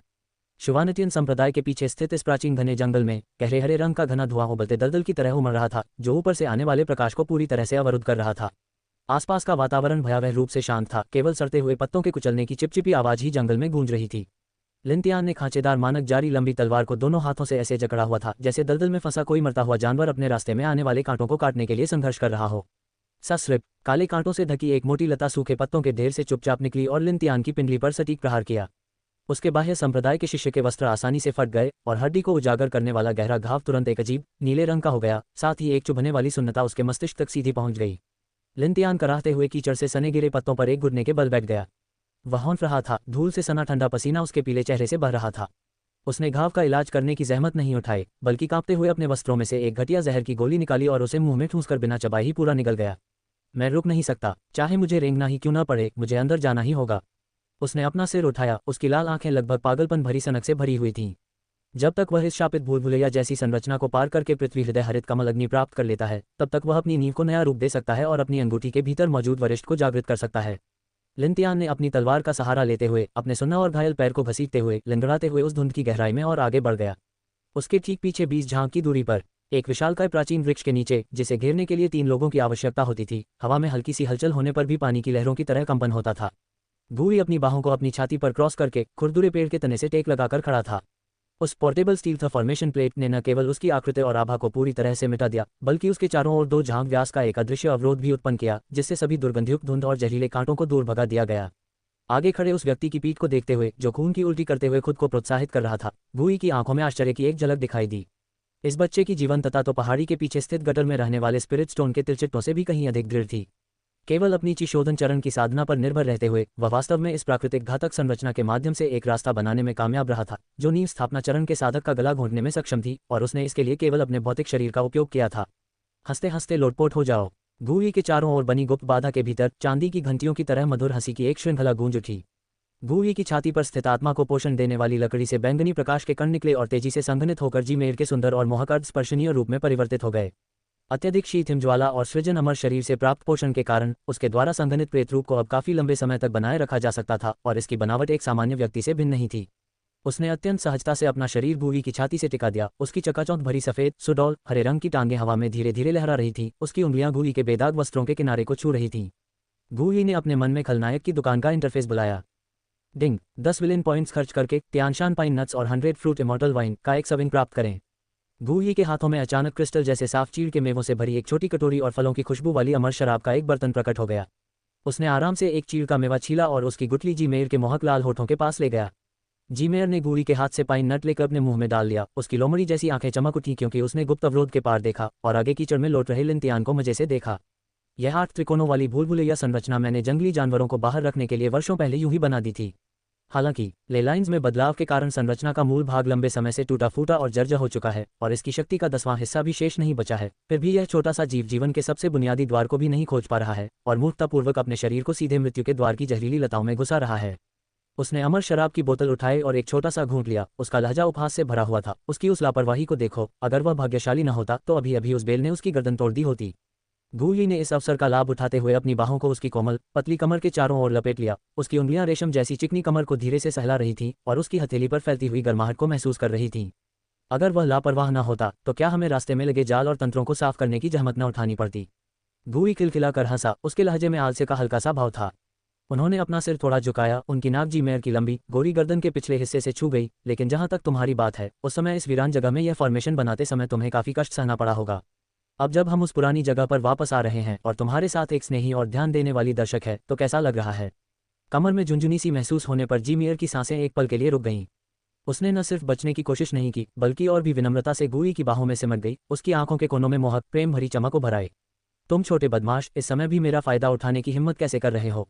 जीमेर ने एक नाजुक फूल की तरह सांस ली। अपनी आवाज धीमी करते हुए भूई के कान में फुसफुसाया। अभी जब मैंने उस छोटे से ट्रैश को जहरीली लताओं में उलझकर गिरते देखा, तो मेरे मन में एक दिलचस्प विचार आया। अगर मौका मिले तो क्यों ना हम इस घने जंगल में उन मोटी लताओं का इस्तेमाल करते हुए इसे आजमाएं। तुम्हारा अमर शरीर बहुत शक्तिशाली है, और यह शरीर जिसे मैंने नया रूप दिया है काफी लचीला है। मुझे लगता है कि यह एक अद्भुत अनुभव होगा। भूई की हरकतें आधे पल के लिए रुक गईं। उसका कंधा ऊपर नीचे हिलने लगा। इस तरह के अंधकार में और भयावह हत्या के माहौल में भी ये जादूगरनी बाहरी दोहरी साधना के लिए उच्च कठिनाई वाली स्थितियों पर गंभीरता से चर्चा कर सकती थी। उसने अपना सिर नीचे किया और जीमेर के गोल कान के निचले हिस्से को काट लिया, जिससे उसकी बाहों में मौजूद सुंदरी के मुंह से एक दबी हुई कोमल सी चीख निकल गई। चूंकि आपकी रुचियां इतनी परिष्कृत हैं, इसलिए बाद में जब हमें आध्यात्मिक अग्नि प्राप्त हो जाएगी, तो मैं निश्चित रूप से आपकी जिज्ञासा को संतुष्ट करने के लिए अपनी पूरी कोशिश करूंगा। जमीन से आती एक धीमी गड़गड़ाहट की आवाज के साथ आगे घने जंगल की गहराई में एक हलचल हुई, जिसने गुप्त अवरोध के भीतर चल रही अंतरंग बातचीत को बाधित कर दिया। भूई ने हाथ छोड़ दिया और ऊपर की ओर देखा। उसने देखा कि लिनतियान अपने घायल पैर को घसीटते हुए एक ऐसे खुले मैदान में कदम रख रहा है जहां घास का एक तिनका भी नहीं उगता। सामने की जमीन अचानक फट गई और 2 झांग ऊंची 3 नीले पत्थर की कठपुतलियां धरती से निकलीं और लिनतियान को त्रिकोणीय आकार में कसकर घेर लिया। कठपुतलियों की खोखली आंखों में लाल रोशनी चमक उठी जब उन्होंने दरवाजे के आकार की विशाल कुल्हाड़ियों को लहराया और अपने साथ दुर्गंधयुक्त हवा के झोंके लाते हुए लिनतियान के सिर की ओर वार किया। 3 प्रतिभाओं वाले मकबरे की रक्षा करने वाले कठपुतले। जीमियर ने गूई के कंधे पर सिर रखकर अपनी कोमल बाहें थोड़ी ऊपर उठाते हुए कहा, ये चीजें अभी भी काम कर रही हैं। मुझे डर है कि इस छोटे से कचरे को बहुत कष्ट सहना पड़ेगा। गूई ने अपनी आंखें सिकोड़ लीं, उसकी दिव्य चेतना दृढ़ता से लिनतियान पर टिकी हुई थी। अगर लिनतियान सचमुच हार मान लेता तो वह अपनी दिव्य चेतना से चुपके से मदद करने में कोई आपत्ति नहीं करता। आखिर अगर खजाना ढूंढने वाला चूहा आधे रास्ते में ही मर गया तो धरती के हृदय वाले हरे कमल की अग्नि को वापस लाने में मदद करने वाला कोई नहीं होगा। 3 पत्थर की कठपुतलियों के गला घोंटने का सामना करते हुए लिनतियान की आंखें पूरी तरह से लाल हो गईं। पीछे हटने के लिए कोई जगह नहीं बची थी। मेरे लिए थोड़ा आराम करो। लिनतियान ने एक भयानक दहाड़ लगाए और पीछे हटने के बजाय आगे बढ़कर विशाल कुल्हाड़ी की ओर दौड़ पड़ा। उसने अपनी सारी रक्षात्मक रणनीति त्याग दी और अपने हाथ में पकड़ी हुई धारदार तलवार में अपनी सारी आध्यात्मिक शक्ति झोंक दी। जैसे ही लंबी तलवार विशाल कुल्हाड़ी से टकराए, भार सहन न कर पाने की वजह से उसमें से एक कर्कश आवाज निकली और वह टुकड़ों में बिखर गई।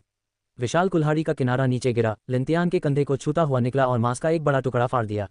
जिस अवसर का लाभ उठाकर उसने अपना जीवन दांव पर लगाया था, उसका उपयोग करते हुए लिनतियान ने कठपुतली के रक्षात्मक अंत बिंदु में जबरदस्ती प्रवेश कर लिया। उसने अपनी जीभ को जोर से काटा, जिससे उसके मुंह से निकला हुआ खून उसके हाथ पर गिर गया। फिर उसने उसे कहीं से निकाले गए एक फटे हुए विस्फोटक ज्वाला ताबीज पर पटक दिया और उसे कठपुतली की छाती पर बने गठन पैटर्न कोर पर मजबूती से दबा दिया। आकाश में चकाचौंध भरी आग की रोशनी फैल गई। विस्फोट की तीव्र लहर ने लिनतियान को एक गुड़िया की तरह उड़ा दिया और वह पीछे के पेड़ के तने से जोर से टकरा गया। तीनों नीले पत्थर की कठपुतलियां, जिनका मूल स्वरूप नष्ट हो चुका था, बुरी तरह कांप उठीं और फिर मलबे के ढेर में तब्दील हो गईं। खांसी खांसी। लिनतियान ने खून और आंतरिक अंगों के टुकड़ों से सना हुआ एक बड़ा घूंट उल्टी किया और जमीन से उठने के लिए संघर्ष किया। उसकी एक भुजा बगल में लटकी हुई थी और उसके शरीर पर कहीं भी साबुत त्वचा नहीं बची थी, जिससे वह खून से लथपथ किसी व्यक्ति की तरह दिख रहा था जिसे खून के तालाब से निकाला गया हो। लेकिन वह मुस्कुराया, एक ऐसी मुस्कान जो दयनीय और कट्टर दोनों है, क्योंकि कठपुतलियों के पीछे मौजूद जहरीली धुंध नग्न आंखों से दिखाई देने वाली गति से छट रही थी। जैसे ही संरचना टूटी, गहरे लाल पत्थरों से बना एक भूमिगत मार्ग धीरे धीरे उसके सामने प्रकट हुआ। मार्ग के अंत में एक प्रचंड लाल प्रकाश मंद मंद चमक रहा था और आसपास की हवा भी भयानक गर्मी से विकृत हो रही थी। आध्यात्मिक अग्नि वहीं नीचे है। लिनतियान ने ठंडी अंगूठी को कसकर पकड़ रखा था, अपने टूटे हुए शरीर को घसीटते हुए कदम दर कदम लड़खड़ाते हुए उस रास्ते की ओर बढ़ रहा था। 100 कदम दूर गूई ने बर्फ से बने जेड पाइन नट का आखिरी दाना अपने मुंह में डाला और धीरे धीरे अपने हाथों से बचे हुए अवशेष को साफ किया। जीवित रहने की यह इच्छाशक्ति ऐसी है जिसकी मैं भी प्रशंसा किए बिना नहीं रह सकता। गूई मन ही मन मुस्कुराया, अपना सिर घुमाया और जीमेर की ओर देखा, जिसकी आंखें उसकी बाहों में उसी उत्साह से चमक रही थीं और उसके होठों के कोने एक चाप की तरह मुड़े हुए थे। उसने अपना हाथ उठाया और उसके सुडौल उभारों को चुटकी से दबाया, जिससे उसके चेहरे पर एक और प्यारी सी मुस्कान आ गई। शो खत्म हो गया है।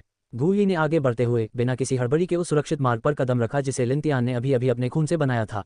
अध्याय 17 आध्यात्मिक अग्नि प्रकट हुई। लिनतियान, मैं अंततः उठने जा रहा हूँ। गहरे लाल रंग का पत्थर का मार्ग नीचे की ओर पूरी तरह फैला हुआ था, मानो वह सीधे 9 पाताल लोकों की ओर जाने वाला प्रवेश द्वार हो। जैसे जैसे वह अंदर जाता गया, हवा में फैली सल्फर की गंध और भी तीखी होती गई। आसपास का तापमान अत्यधिक गति से बढ़ रहा था और यहाँ तक कि दोनों ओर की खुरदरी चट्टानी दीवारें भी अत्यधिक झुलसने के कारण हल्की हल्की गहरे लाल रंग की चमक बिखेर रही थीं। लिनतियान रेगिस्तान में मरते हुए जंगली कुत्ते की तरह था, जो गहरे नीले जहरीले खून से सने अपने बाएं पैर को घसीटते हुए खड़ी पत्थर की सीढ़ियों से नीचे उतरने के लिए संघर्ष कर रहा था। उनके द्वारा धारण किया गया मूल रूप से फटा हुआ बाह्य संप्रदाय का शिष्य वस्त्र बहुत पहले ही जले हुए काले कपड़े के रेशों में बदल चुका था, जो उनके शरीर पर लटक रहे थे। उसका दाहिना हाथ मुड़ी हुई मुद्रा में उसके बगल में लटका हुआ था। पत्थर की कठपुतली की विशाल कुल्हाड़ी से उसके हाथ के चकनाचूर हो जाने की यही कीमत थी। हर भारी सांस उसकी टूटी पसलियों को और भी ज्यादा खींच रही थी, जिससे दिल दहला देने वाले दर्द की लहर दौड़ रही थी। टपकना, पसीने और कीचड़ से सना हुआ खून की एक बूंद उसकी ठुड्डी से फिसलकर उसके पैरों के नीचे पत्थर की सीढ़ियों पर जा गिरी और भयानक उच्च तापमान के कारण तुरंत वाष्पीकृत हो गई, जिससे एक हल्की फुफकार की आवाज निकली और वह नीले धुएं के एक गुबार में बदल गई। बहुत गर्मी थी। ये गर्मी न केवल उसके शरीर को झुलसा रही थी, बल्कि उसके शरीर के भीतर पहले से ही कमजोर हो चुकी ऊर्जा को भी तेजी से वाष्पित कर रही थी। लिनतियान ने अपने फटे खून बहते होठों को कसकर काट लिया और इस टूटे हुए कवच को सहारा देने के लिए पूरी तरह से अपने सीने में व्याप्त अनिच्छा के जुनून पर निर्भर रहा। उसने अपना सही सलामत बायां हाथ उठाया और गलियारे की गहराई से आती धुंधली लाल रोशनी का सहारा लेते हुए अपनी तर्जनी उंगली पर मौजूद गतिहीन रहस्यमय काले लोहे की अंगूठी पर एक नजर डाली। वरिष्ठ, क्या आप इसे देख रहे हैं? मैं लगभग अंत तक पहुंच चुका हूं। लिनतियान के सूखे गले से टूटी हुई दौड़कनी जैसी कर्कश आवाज निकली। उसकी लाल आंखें बाहर निकली हुई थीं, जिनमें एक बीमार कट्टरता झलक रही थी। चाहे आगे कोई भी भूत प्रेत रास्ता रोक रहे हो, मैं स्वर्ग और पृथ्वी की उस आध्यात्मिक अग्नि को बाहर निकालूंगा, जब तक ये तुम्हें जगा सके, जब तक यह मुझे मेरा हक वापस दिला सके। इन चोटों का क्या महत्व है? उसने टूटी हुई तलवार का इस्तेमाल बैसाखी की तरह किया, जिसका केवल आधा हिस्सा ही बचा था। उसे पत्थर की सीढ़ियों पर जोर से दबाया और उस सहारे का इस्तेमाल करते हुए भारी कदमों से आगे बढ़ा। उसे पता नहीं था कि कितना समय बीत चुका है। जब अचानक उसकी दृष्टि आगे की ओर खुली तो एक ऐसी भीषण गर्मी की लहर उसकी ओर तेजी से बढ़ी जो किसी भी नश्वर प्राणी को पल भर में राख में बदलने में सक्षम थी, मानो कोई आग का अजगर दौड़ रहा हो। इस भीषण गर्मी से लिनतियान लड़खड़ा कर गिर पड़ा और झुलसती हुई जमीन पर जा गिरा। उसे अपने पूरे शरीर पर जल रहे छालों की परवाह नहीं थी। उसने अचानक अपना सिर उठाया और अपने सामने के दृश्य को खाली निगाहों से घूरने लगा। इस क्षण उसकी सांसें पूरी तरह से रुक गईं। उसके सामने एक इतनी विशाल भूमिगत गुफा थी जिसकी माप असंभव थी। गुफा के तल में लावा की एक उफनती, गर्जना करती झील थी। गहरा लाल लावा उबलते खून जैसा था जो लगातार बड़े बड़े बुलबुले उछालता रहता था और उनके फूटने पर कई फीट ऊंची चिंगारियों की बौछार होती थी। इस घातक लावा झील के ठीक बीच में गहरे काले रंग के अज्ञात अयस्क से निर्मित एक प्राचीन वेदी खड़ी थी। एक संकरा पत्थर का पुल जो केवल एक व्यक्ति के गुजरने के लिए पर्याप्त चौड़ा था, उस गुफा के किनारे को, जहां लिनतियान खड़ा था, झील के केंद्र में स्थित वेदी से जोड़ता था। लिनतियान का सारा ध्यान इस शानदार भूमिगत चमत्कार पर नहीं बल्कि वेदी के ठीक ऊपर चुपचाप तैरती हुई ज्वालाओं के समूह पर केंद्रित था। यह नीले रंग की लपटों का एक समूह था। इसमें लावा का हिंसक और उग्र रूप नहीं था, इसके बजाय ये चुपचाप जल रहा था। लपटों के किनारे प्रेतों की परतों को रेखांकित कर रहे थे, जैसे शून्य लोक में एक नीला कमल का फूल चुपचाप खिल रहा हो। हरे कमल की अग्नि के चारों ओर अत्यंत शुद्ध ऊर्जा के कारण अंतरिक्ष में भी सूक्ष्म विकृतियां उत्पन्न हुईं। इससे निकलने वाले नीले प्रभामंडल ने इस गहरे लाल लावा की दुनिया के भीतर एक शांत और पवित्र क्षेत्र को बलपूर्वक सहारा दिया। धरती, हृदय, हरा कमल, अग्नि। लिनतियान के कंठ को बड़ी मुश्किल से हिलाया गया और उसकी पहले से ही अस्पष्ट पुतलियां पल भर में सुई की नोक जितनी छोटी हो गईं। उसने टूटी हुई तलवार, जिस पर वह सहारे के लिए टिका हुआ था, फेंक दी, अपने हाथों को झुलसा देने वाली जमीन पर टिकाया और लड़खड़ाते हुए खड़ा हो गया। उसके कानों में दिल की तेज धड़कन गूंज रही थी, मानो सारी थकान और तीखे दर्द को दबा रही हो। मिल गया, उसने सचमुच इसे ढूंढ लिया था। हा हा हा हा हा। एक बेकाबू और फिर पूरी तरह से अनियंत्रित उन्मादपूर्ण हंसी की एक गूंज खाली भूमिगत गुफा में गूंज उठी। लिनतियान ने अपना सिर पीछे की ओर झुकाया, जिससे लावा से उठती झुलसा देने वाली गर्म हवा उसके खून से सने चेहरे पर लगी। अत्यधिक उत्तेजना के कारण उसकी आंखों के कोनों से स्वाभाविक रूप से आंसू बहने लगे, जो उच्च तापमान में तेजी से वाष्पित हो गए और केवल 2 धुंधले आंसू के धब्बे रह गए। स्वर्ग मुझे अलग नहीं करेगा। अंततः स्वर्ग मेरे, लिनतियान के पक्ष में है, उसने गुफा के ऊपर बने गुंबद की ओर इशारा करते हुए कहा। उसकी आवाज कर्कश थी लेकिन विजय और उन्माद से भरी हुई थी। भले ही मैं, लिनतियान, एक ऐसा निकम्मा हूं जिसकी सगाई टूट गई है, भले ही हर कोई मुझे नीचा देखता हो, फिर भी मैं अपनी दृढ़ता के बल पर इस मुकाम तक पहुंच सकता हूं। उसने अपना सिर झुकाकर अपनी उंगली पर मौजूद प्राचीन अंगूठी को देखा। उसकी आंखों में लालच और लालसा की ज्वाला जल रही थी। वरिष्ठ, आप जल्द ही जाग जाएंगे। जैसे ही मैं स्वर्ग और पृथ्वी की इस आध्यात्मिक अग्नि को ग्रहण कर लूंगा, न केवल मेरी नींव पूरी तरह से ठीक हो जाएगी बल्कि मेरी साधना में भी जबरदस्त प्रगति होगी।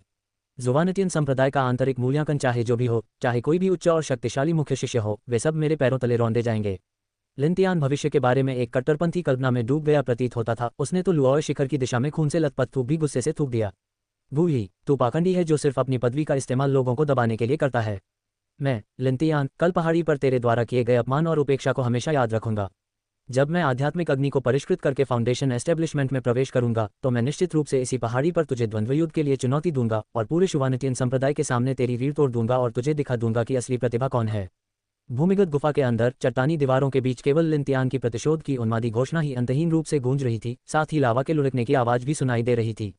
और गलियारे की छाया में लिनतियान से 10 कदम से भी कम दूरी पर पानी की लहरों की तरह पारदर्शी आवरण की एक परत चुपचाप बाहरी जांच और लू को अलग कर रही थी। गूई अपने हाथों को पीठ के पीछे रखकर खड़ा था। सफेद कपड़ों से उसका पतला शरीर और भी आकर्षक लग रहा था, जिससे धूल से अछूती शांति झलक रही थी। वह चुपचाप अपने सामने खून से लथपथ व्यक्ति को देखता रहा, जो बेतहाशा इशारे कर रहा था और हवा में गालियां बक रहा था। उसकी गहरी आंखें जरा भी विचलित नहीं थीं, ठीक वैसे ही जैसे किसी मंच पर करतब दिखाने वाले मजाकिया बंदर को देख रहा हो। हंसते हुए, ये छोटी सी ट्रैश तो सचमुच बहुत प्रतिशोधी है।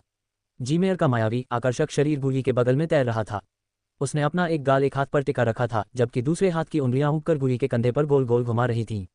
उसके आत्मविश्वास से भरे चेहरे को देखकर अगर बाद में उसका सपना टूट जाता है तो मुझे डर है कि उसका दाव हृदय भी मौके पर ही चूर चूर हो जाएगा, है ना?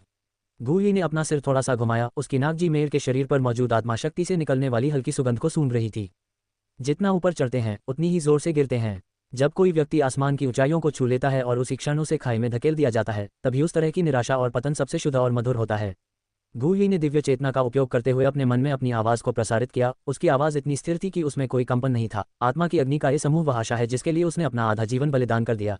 अगर मैं उसे आशा के इस बुलबुले को पूरी तरह से फूटने नहीं देता तो मैं इसे स्वयं फोड़ने की हिम्मत कैसे कर सकता हूँ? ये सुनकर जीमेयर की खूबसूरत आंखों में एक अजीब सी चमक आ गई। उसे गूई की वह काली लकीर बहुत पसंद थी जो लोगों के दिलों से खेलती थी। परोपकार और नैतिकता से परिपूर्ण उन धर्मपरायण साधकों की तुलना में खुले तौर पर दुष्ट और अत्यंत धैर्यवान इस प्रकार का पुरुष 10,000 वर्ष पुरानी राक्षसी को अधिक पसंद आता है। उसने अपनी निगाह लिनतियान की पीठ से हटाई, संकरे पत्थर के पुल को पार किया और वेदी के ऊपर शांति से जल रहे नीले रंग के अग्निकमल पर जा टिकी। उसकी आंखों की गहराई में यादों की एक जटिल झलक उभर आई। जब मैंने पहली बार मध्य मैदानों में प्रवेश किया था तब मैं मौत के मुंह से बाल बाल बचा था, इससे पहले कि मुझे सुदूर पश्चिम की धरती की अग्नि नसों में इस हरे कमल की अग्नि का बीज मिला। इसे पोषित करने के लिए, इस शुवानिटियन संप्रदाय के पिछले पहाड़ में सील करने के लिए मैंने अपने साधना के लगभग 100 वर्ष व्यतीत किए। जीमेयर ने धीरे से आह भरी, फिर राहत भरी मुस्कान के साथ गूली के आलिंगन में झुक गई। खैर, अब मैं पूरी तरह से तुम्हारी हूँ। उस समय की ये सांसारिक वस्तुएं तुम्हारे शरीर को पोषण देने के लिए दहेज मात्र हैं, मेरे छोटे दुश्मन। गूली ने अपना हाथ बढ़ाकर उसकी मायावी कमर के चारों ओर लपेट लिया। उसकी निगाहें भी उस धरती के हृदय के आकार की हरी कमल जैसी अग्नि पर टिक गईं जो मोहत तरंगें उत्सर्जित कर रही थी। बहन, मैं आपके इस उदार उपहार को अस्वीकार नहीं करूंगा। जैसे ही वे दोनों दैवीय चेतना के माध्यम से संवाद कर रहे थे, तभी आगे खड़ा लिनतियान जोर जोर से हंसना बंद कर दिया।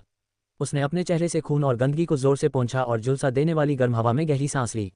अंदरूनी अंगों के जलने जैसी चुभन भरी अनुभूति ने वास्तव में उसे और अधिक सचेत कर दिया। लिनतियान ने अपने लंगड़े पैर को घसीटते हुए झील के बीच में स्थित वेदी की ओर जाने वाले संकरे पत्थर के पुल पर कदम रखा। पत्थर के पुल के नीचे लाल रंग का लावा बह रहा था। अगर वह जरा सी भी लापरवाही करता और नीचे गिर जाता तो उसकी हड्डियां भी नहीं बचती और उसका अंत हो जाता। लिनतियान का हर कदम बेहद धीमा था, फिर भी अतुलनीय दृढ़ता से भरा हुआ था। उसकी आंखें वेदी के केंद्र में जल रही हरी कमल की अग्नि पर टकटकी लगाए हुए थीं, मानो वही इस दुनिया का एकमात्र प्रकाश हो। 10 कदम, 5 कदम, 3 कदम। लिनतियान ने आखिरकार पत्थर के पुल को पार कर लिया और घोर अंधेरे वेदी के किनारे पर कदम रखा। उसकी ओर तेजी से आती नीली अग्नि की रोशनी ने उसके खून से सने, भयानक और डरावने चेहरे को रोशन कर दिया, जिससे वह प्रकाश और अंधेरे के बीच झिलमिलाने लगा। स्वर्ग और पृथ्वी की आध्यात्मिक अग्नि के इस समूह में समाहित विशाल ऊर्जा को निकट से महसूस करते हुए लिनतियान के पूरे शरीर का खून उबलने लगा। उसे ऐसा महसूस हुआ कि उसकी तर्जनी उंगली पर मौजूद रहस्यमय काली लोहे की अंगूठी में उसी मूल की विशाल ऊर्जा के कारण एक अत्यंत हल्की सी कंपन उत्पन्न हुई थी। सीनियर, आखिरकार हमने ये कर दिखाया। लिनतियान ने धीरे से बुदबुदाते हुए अपने भारी कदमों को घसीटते हुए वेदी के केंद्र में स्थित अंतिम कुछ सीढ़ियों पर कदम रखा। हरी कमल की अग्नि निकट ही थी। भीषण गर्मी ने उसके पहले से ही फटे हुए कपड़े के किनारे और बिखरे बालों को भी झुलसा दिया था। जली हुई त्वचा की गंध हवा में फैली हुई थी, लेकिन लिनतियान को मानो दर्द का एहसास ही नहीं हो रहा था। उसकी आंखों में केवल शुद्ध लालच और परमानंद ही शेष रह गया था। लिनतियान ने कांपते हुए अपना अक्षुण्ण बायां हाथ आगे बढ़ाया। उसकी 5 उंगलियां थोड़ी फैली हुई थीं। जैसे ही वह अग्नि बीज के केंद्र को छूकर अपनी साधना तकनीक का प्रयोग करके उसे अपने शरीर में समाहित कर लेता, ये सारा कष्ट उसके लिए साधना जगत के शिखर तक पहुंचने की सीढ़ी बन जाता। उसकी उंगलियां नीले रंग के अग्नि कमल से बस 1 इंच की दूरी पर थीं, जो शांति से खिल रहा था। नीले रंग की आग की रोशनी पहले से ही उसकी पूरी तरह फैली हुई पुतलियों में प्रतिबिंबित हो रही थी। अध्याय 18, इसे सौंप दो। भाग्य के पुत्र के सपनों को एक पैर से कुचल दो। धधकते लावा के कुंड के तल पर गहरे लाल रंग की रोशनी बेतहाशा उछल रही थी, जो पूरे भूमिगत गुफा को नरक की तरह रोशन कर रही थी। लिनतियान की खून से सनी और कीचड़ से सनी उंगलियां शांत भाव से खिल रहे धरती के हृदय के आकार के हरे कमल की अग्नि से आधे इंच से भी कम दूरी पर थीं। वह ये भी महसूस कर सकता था कि शुद्ध और विशाल स्वर्ग और पृथ्वी की आध्यात्मिक ऊर्जा उसकी फटी हुई त्वचा से धीरे धीरे रिसकर उसकी थकी हुई नसों में प्रवेश कर रही है। ठीक इसी नाजुक क्षण में क्लैंग, उस बंद उमस भरी भूमिगत गुफा में अचानक तलवारों की एक स्पष्ट गूंज सुनाई दी। ये ध्वनि पहले तो अत्यंत हल्की थी, मानो बर्फ का झरना जैद की थाली पर टपक रहा हो, लेकिन अगले ही पल यह एक तीखी सीटी में बदल गई जिसने शून्य लोक को चीर दिया। गुफा में उबलता हुआ चिपचिपा अग्निविष का धुआं एक शक्तिशाली और बर्फीली तलवार की शक्ति से 2 भागों में बंट गया।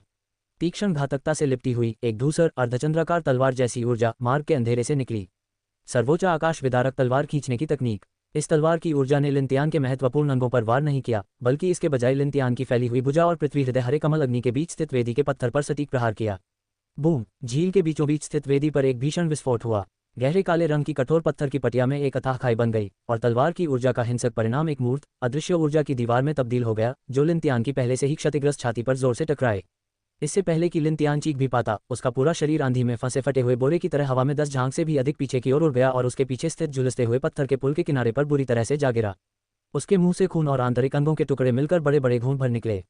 उसकी हाल ही में जोड़ी गई टूटी हुई बांह से हड्डी के टूटने की एक और कर्कश आवाज आई और उसका पूरा शरीर पत्थर की पटिया पर एक मरते हुए झींगे की तरह सिकुड़ गया और बुरी तरह तड़पने लगा। स्थिर हल्की पच्चाप ने आसपास के लावा के उबलने की आवाज को दबा दिया। बर्फ जैसे सफेद बेदाग कपड़े का एक किनारा धीरे से लिनतियान की खून जैसी लाल आंखों के सामने से गुजरा। अगले ही पल चांदी के बादलों के पैटर्न से सजी एक सफेद लंबी बूट उठी और एक मोहक अंदाज में लिनतियान की छाती पर चढ़ गई। ये देखने में मामूली लगने वाली लात लिनतियान के ची संचार के प्रमुख एक्यूपॉइंट्स पर सटीक रूप से पड़ी, जिससे वह जलती हुई पत्थर की पटिया पर मजबूती से जकड़ गया और उसे संघर्ष करने के लिए अपनी आध्यात्मिक शक्ति को जुटाने के लिए जरा सी भी जगह नहीं मिली। लिनतियान ने अपनी आंखें खोलने के लिए संघर्ष किया, जो खून से पूरी तरह से बंद थीं। उनकी दृष्टि के अंत में एक सुंदर सौम्य चेहरा था, जिसमें इस समय चंचल उपहास का एक संकेत झलक रहा था। गूही, ये नाम लिनतियान के गले पर खुरदुरे सैंडपापड़ की तरह रगड़ा जा रहा था, जिसमें स्पष्ट रूप से सदमा और निराशा झलक रही थी। वह ये नहीं समझ पा रहा था कि लान्यू पीक का यह उच्च और शक्तिशाली वरिष्ठ भाई पहाड़ों के इस सुनसान निषिद्ध क्षेत्र में चुपचाप कैसे प्रकट हुआ, और न ही वह ये समझ पा रहा था कि दूसरा पक्ष बाहर मौजूद भयानक हत्या की रणनीति से कैसे बच निकला। गूही ने अपने पैरों के नीचे फैले खून से लथपथ ढेर को देखा और अपना दाहिना हाथ आगे बढ़ाया। उसके हाथ की हथेली में धूसर रंग का आदिम असीम सृजन अमर शरीर मूल घूमने लगा, जो एक अदृश्य भंवर में बदल गया। वेदी के केंद्र में शांतिपूर्वक तैरता हुआ और अनगिनत साधकों द्वारा प्रशंसित पृथ्वी हृदय हरा कमल अग्नि, एक हल्का कंपन उत्पन्न हुआ और फिर जंगल में लौटती हुई एक युवा अबाबिल की तरह एक कोमल लेकिन अप्रतिरोध्य आकर्षण बल द्वारा गुई की हथेली में खींच लिया गया। आकाश और पृथ्वी की हिंसक विलक्षण अग्नि सृष्टि के मूल अमर शरीर के स्पर्श से तुरंत शांत हो गई। गुई ने अपनी कलाई घुमाई, 10,000 साल पुराने रहस्यमयी बर्फ के जेड बॉक्स को प्रकट किया जिसे उसने पहले खलनायक की दुकान से बदला था। हरे कमल की अग्नि को उसमें सहज गति से रखा, क्लैक की आवाज के साथ ताला बंद कर दिया और उसे अपनी भंडारण अंगूठी में रख दिया। डिंग, पता चला है कि मेजबान ने भाग्य के पुत्र लिंतियान द्वारा जीवन मरण के संघर्ष के बाद प्राप्त किए गए आध्यात्मिक खजाने के अवसर को छीन लिया है। खलनायक अंक जोड़ 3000। हंसी, अपनी चेतना के अथाह सागर में जीमेयर की मोहक रूह कंपा देने वाली हंसी की लहरें गूंज उठीं। उसकी छवि गुई के मन में साकार हो उठी, लोमड़ी जैसी आंखों की एक जोड़ी अनियंत्रित आकर्षण से चमक रही थी। उसने अपनी मायावी कमल की जड़ जैसी भुजाएं फैलाईं, उन्हें बड़ी सहजता से गुई की गर्दन के चारों ओर लपेटा और अपने लाल होंठ उसके कान के पास ले आए। चीजें छीनते समय इतना निर्णायक होना, तुम सचमुच एक प्यारे से छोटे बदमाश हो। जीमेयर की आवाज़ भारी और मोहक थी। बड़ी बहन को तुम्हारा ये सीधापन पसंद है जिसमें तुम बिना कुछ कहे सब कुछ स्वीकार कर लेते हो। आज रात जब हम वापस जाएंगे तो बड़ी बहन तुम्हें जरूर अच्छा इनाम देगी। गुई मन ही मन मुस्कुराया और उसकी दिव्य चेतना ने इस अवसर का लाभ उठाते हुए जीमेयर की मायावी कमर को चुटकी से दबा दिया। बड़ी बहन के इन शब्दों के साथ मैं आज रात जल्दी अपने कमरे में लौट आऊंगी और बिस्तर पर तुम्हारा इंतजार करूंगी। वे दोनों मन ही मन बड़े आराम और सहजता से एक दूसरे के साथ छेड़छाड़ कर रहे थे। इस बीच वास्तविकता में लिंतियान, जिस पर लगातार पैर रखे जा रहे थे, अपने दाव हृदय के धीरे धीरे ढहने की पीड़ा का अनुभव कर रहा था। वह बेबसी से देखता रहा कि जिस उम्मीद के लिए उसने अपनी आधी जिंदगी दांव पर लगा दी थी और यहाँ तक कि अपनी सारी ऊर्जा भी खर्च कर दी थी, उसे गुई ने एक जेब में ऐसे समेट लिया जैसे वह कोई मामूली सी चीज हो। वह उनकी आध्यात्मिक अग्नि थी, अपनी नींव को फिर से मजबूत करने, संप्रदाय की प्रतियोगिता में अपना सिर ऊंचा रखने और रिंग के अंदर उस वरिष्ठ को जगाने की यही उसकी एकमात्र उम्मीद थी। मुझे वापस दे दो, यह मेरा है। लिंतियान की आंखों के कोने फट गए थे और आंखों के सॉकेट से खून बह रहा था, जिससे उसका चेहरा किसी प्रतिशुद्धि भूत की तरह लग रहा था जो जीवन की तलाश में हो। उसने अपने एकमात्र बचे हुए सही सलामत बाएं हाथ को बेतहाशा हिलाया और गुई के कपड़े का किनारा पकड़ने की कोशिश की, लेकिन सुरक्षात्मक ट्रूची की उस पतली सी परत ने उसे बेरहमी से पीछे धकेल दिया। भारी असमानता और उसके सपनों के चकनाचूर होने की निराशा एक जंग लगे कुंचाकू की तरह थी जो लिंतियान के दिमाग में पागलों की तरह घूम रही थी। क्यों इस जानलेवा युद्ध क्षेत्र में उसने जीवन और मृत्यु के बीच संघर्ष किया, उसका हाथ टूट गया, खून बह निकला और अंत में वह इस वेदी तक पहुंचा। गुई बिना एक बूंद पसीना बहाए, बिना कपड़ों पर धूल का एक कण भी लगे, इतनी आसानी से उसका सब कुछ कैसे छीन सकता था। उसने उस फीकी रहस्यमयी काली लोहे की अंगूठी को कसकर पकड़ लिया, अपनी सारी इच्छाशक्ति को एक उन्मादी चीख में बदल दिया और उस बंद दिव्य आत्मा के स्थान पर बेतहाशा प्रहार किया। वरिष्ठ, वरिष्ठ, जाग जाओ, उसने हमारी आध्यात्मिक अग्नि छीन ली। बाहर आओ और उसे मारने में मेरी मदद करो, उसे मार डालो। लिंतियान के गले से एक दयनीय सिसकी निकली। वह इसे स्वीकार करने को तैयार नहीं था। वह स्पष्ट रूप से भाग्य का प्रिय प्रतिभाशाली व्यक्ति था। वह स्पष्ट रूप से अपनी सफलता की ऊंचाई के शिखर पर पहुंच चुका था। गुई ने अपने पैरों के नीचे से एक शक्तिहीन संघर्ष को महसूस किया और अपना सिर थोड़ा नीचे कर लिया। इस खजाने की खोज में पागल हो चुके चूहे को देखकर, जो अपनी आखिरी उम्मीद लोहे के एक टुकड़े पर टिकाए बैठा था, गुई के होठों पर मुस्कान थोड़ी फीकी पड़ गई और उसकी जगह हल्की दया का भाव आ गया। अपनी मेहनत व्यर्थ मत करो। गुई की आवाज तेज नहीं थी, लेकिन खाली गुफा में साफ सुनाई दे रही थी।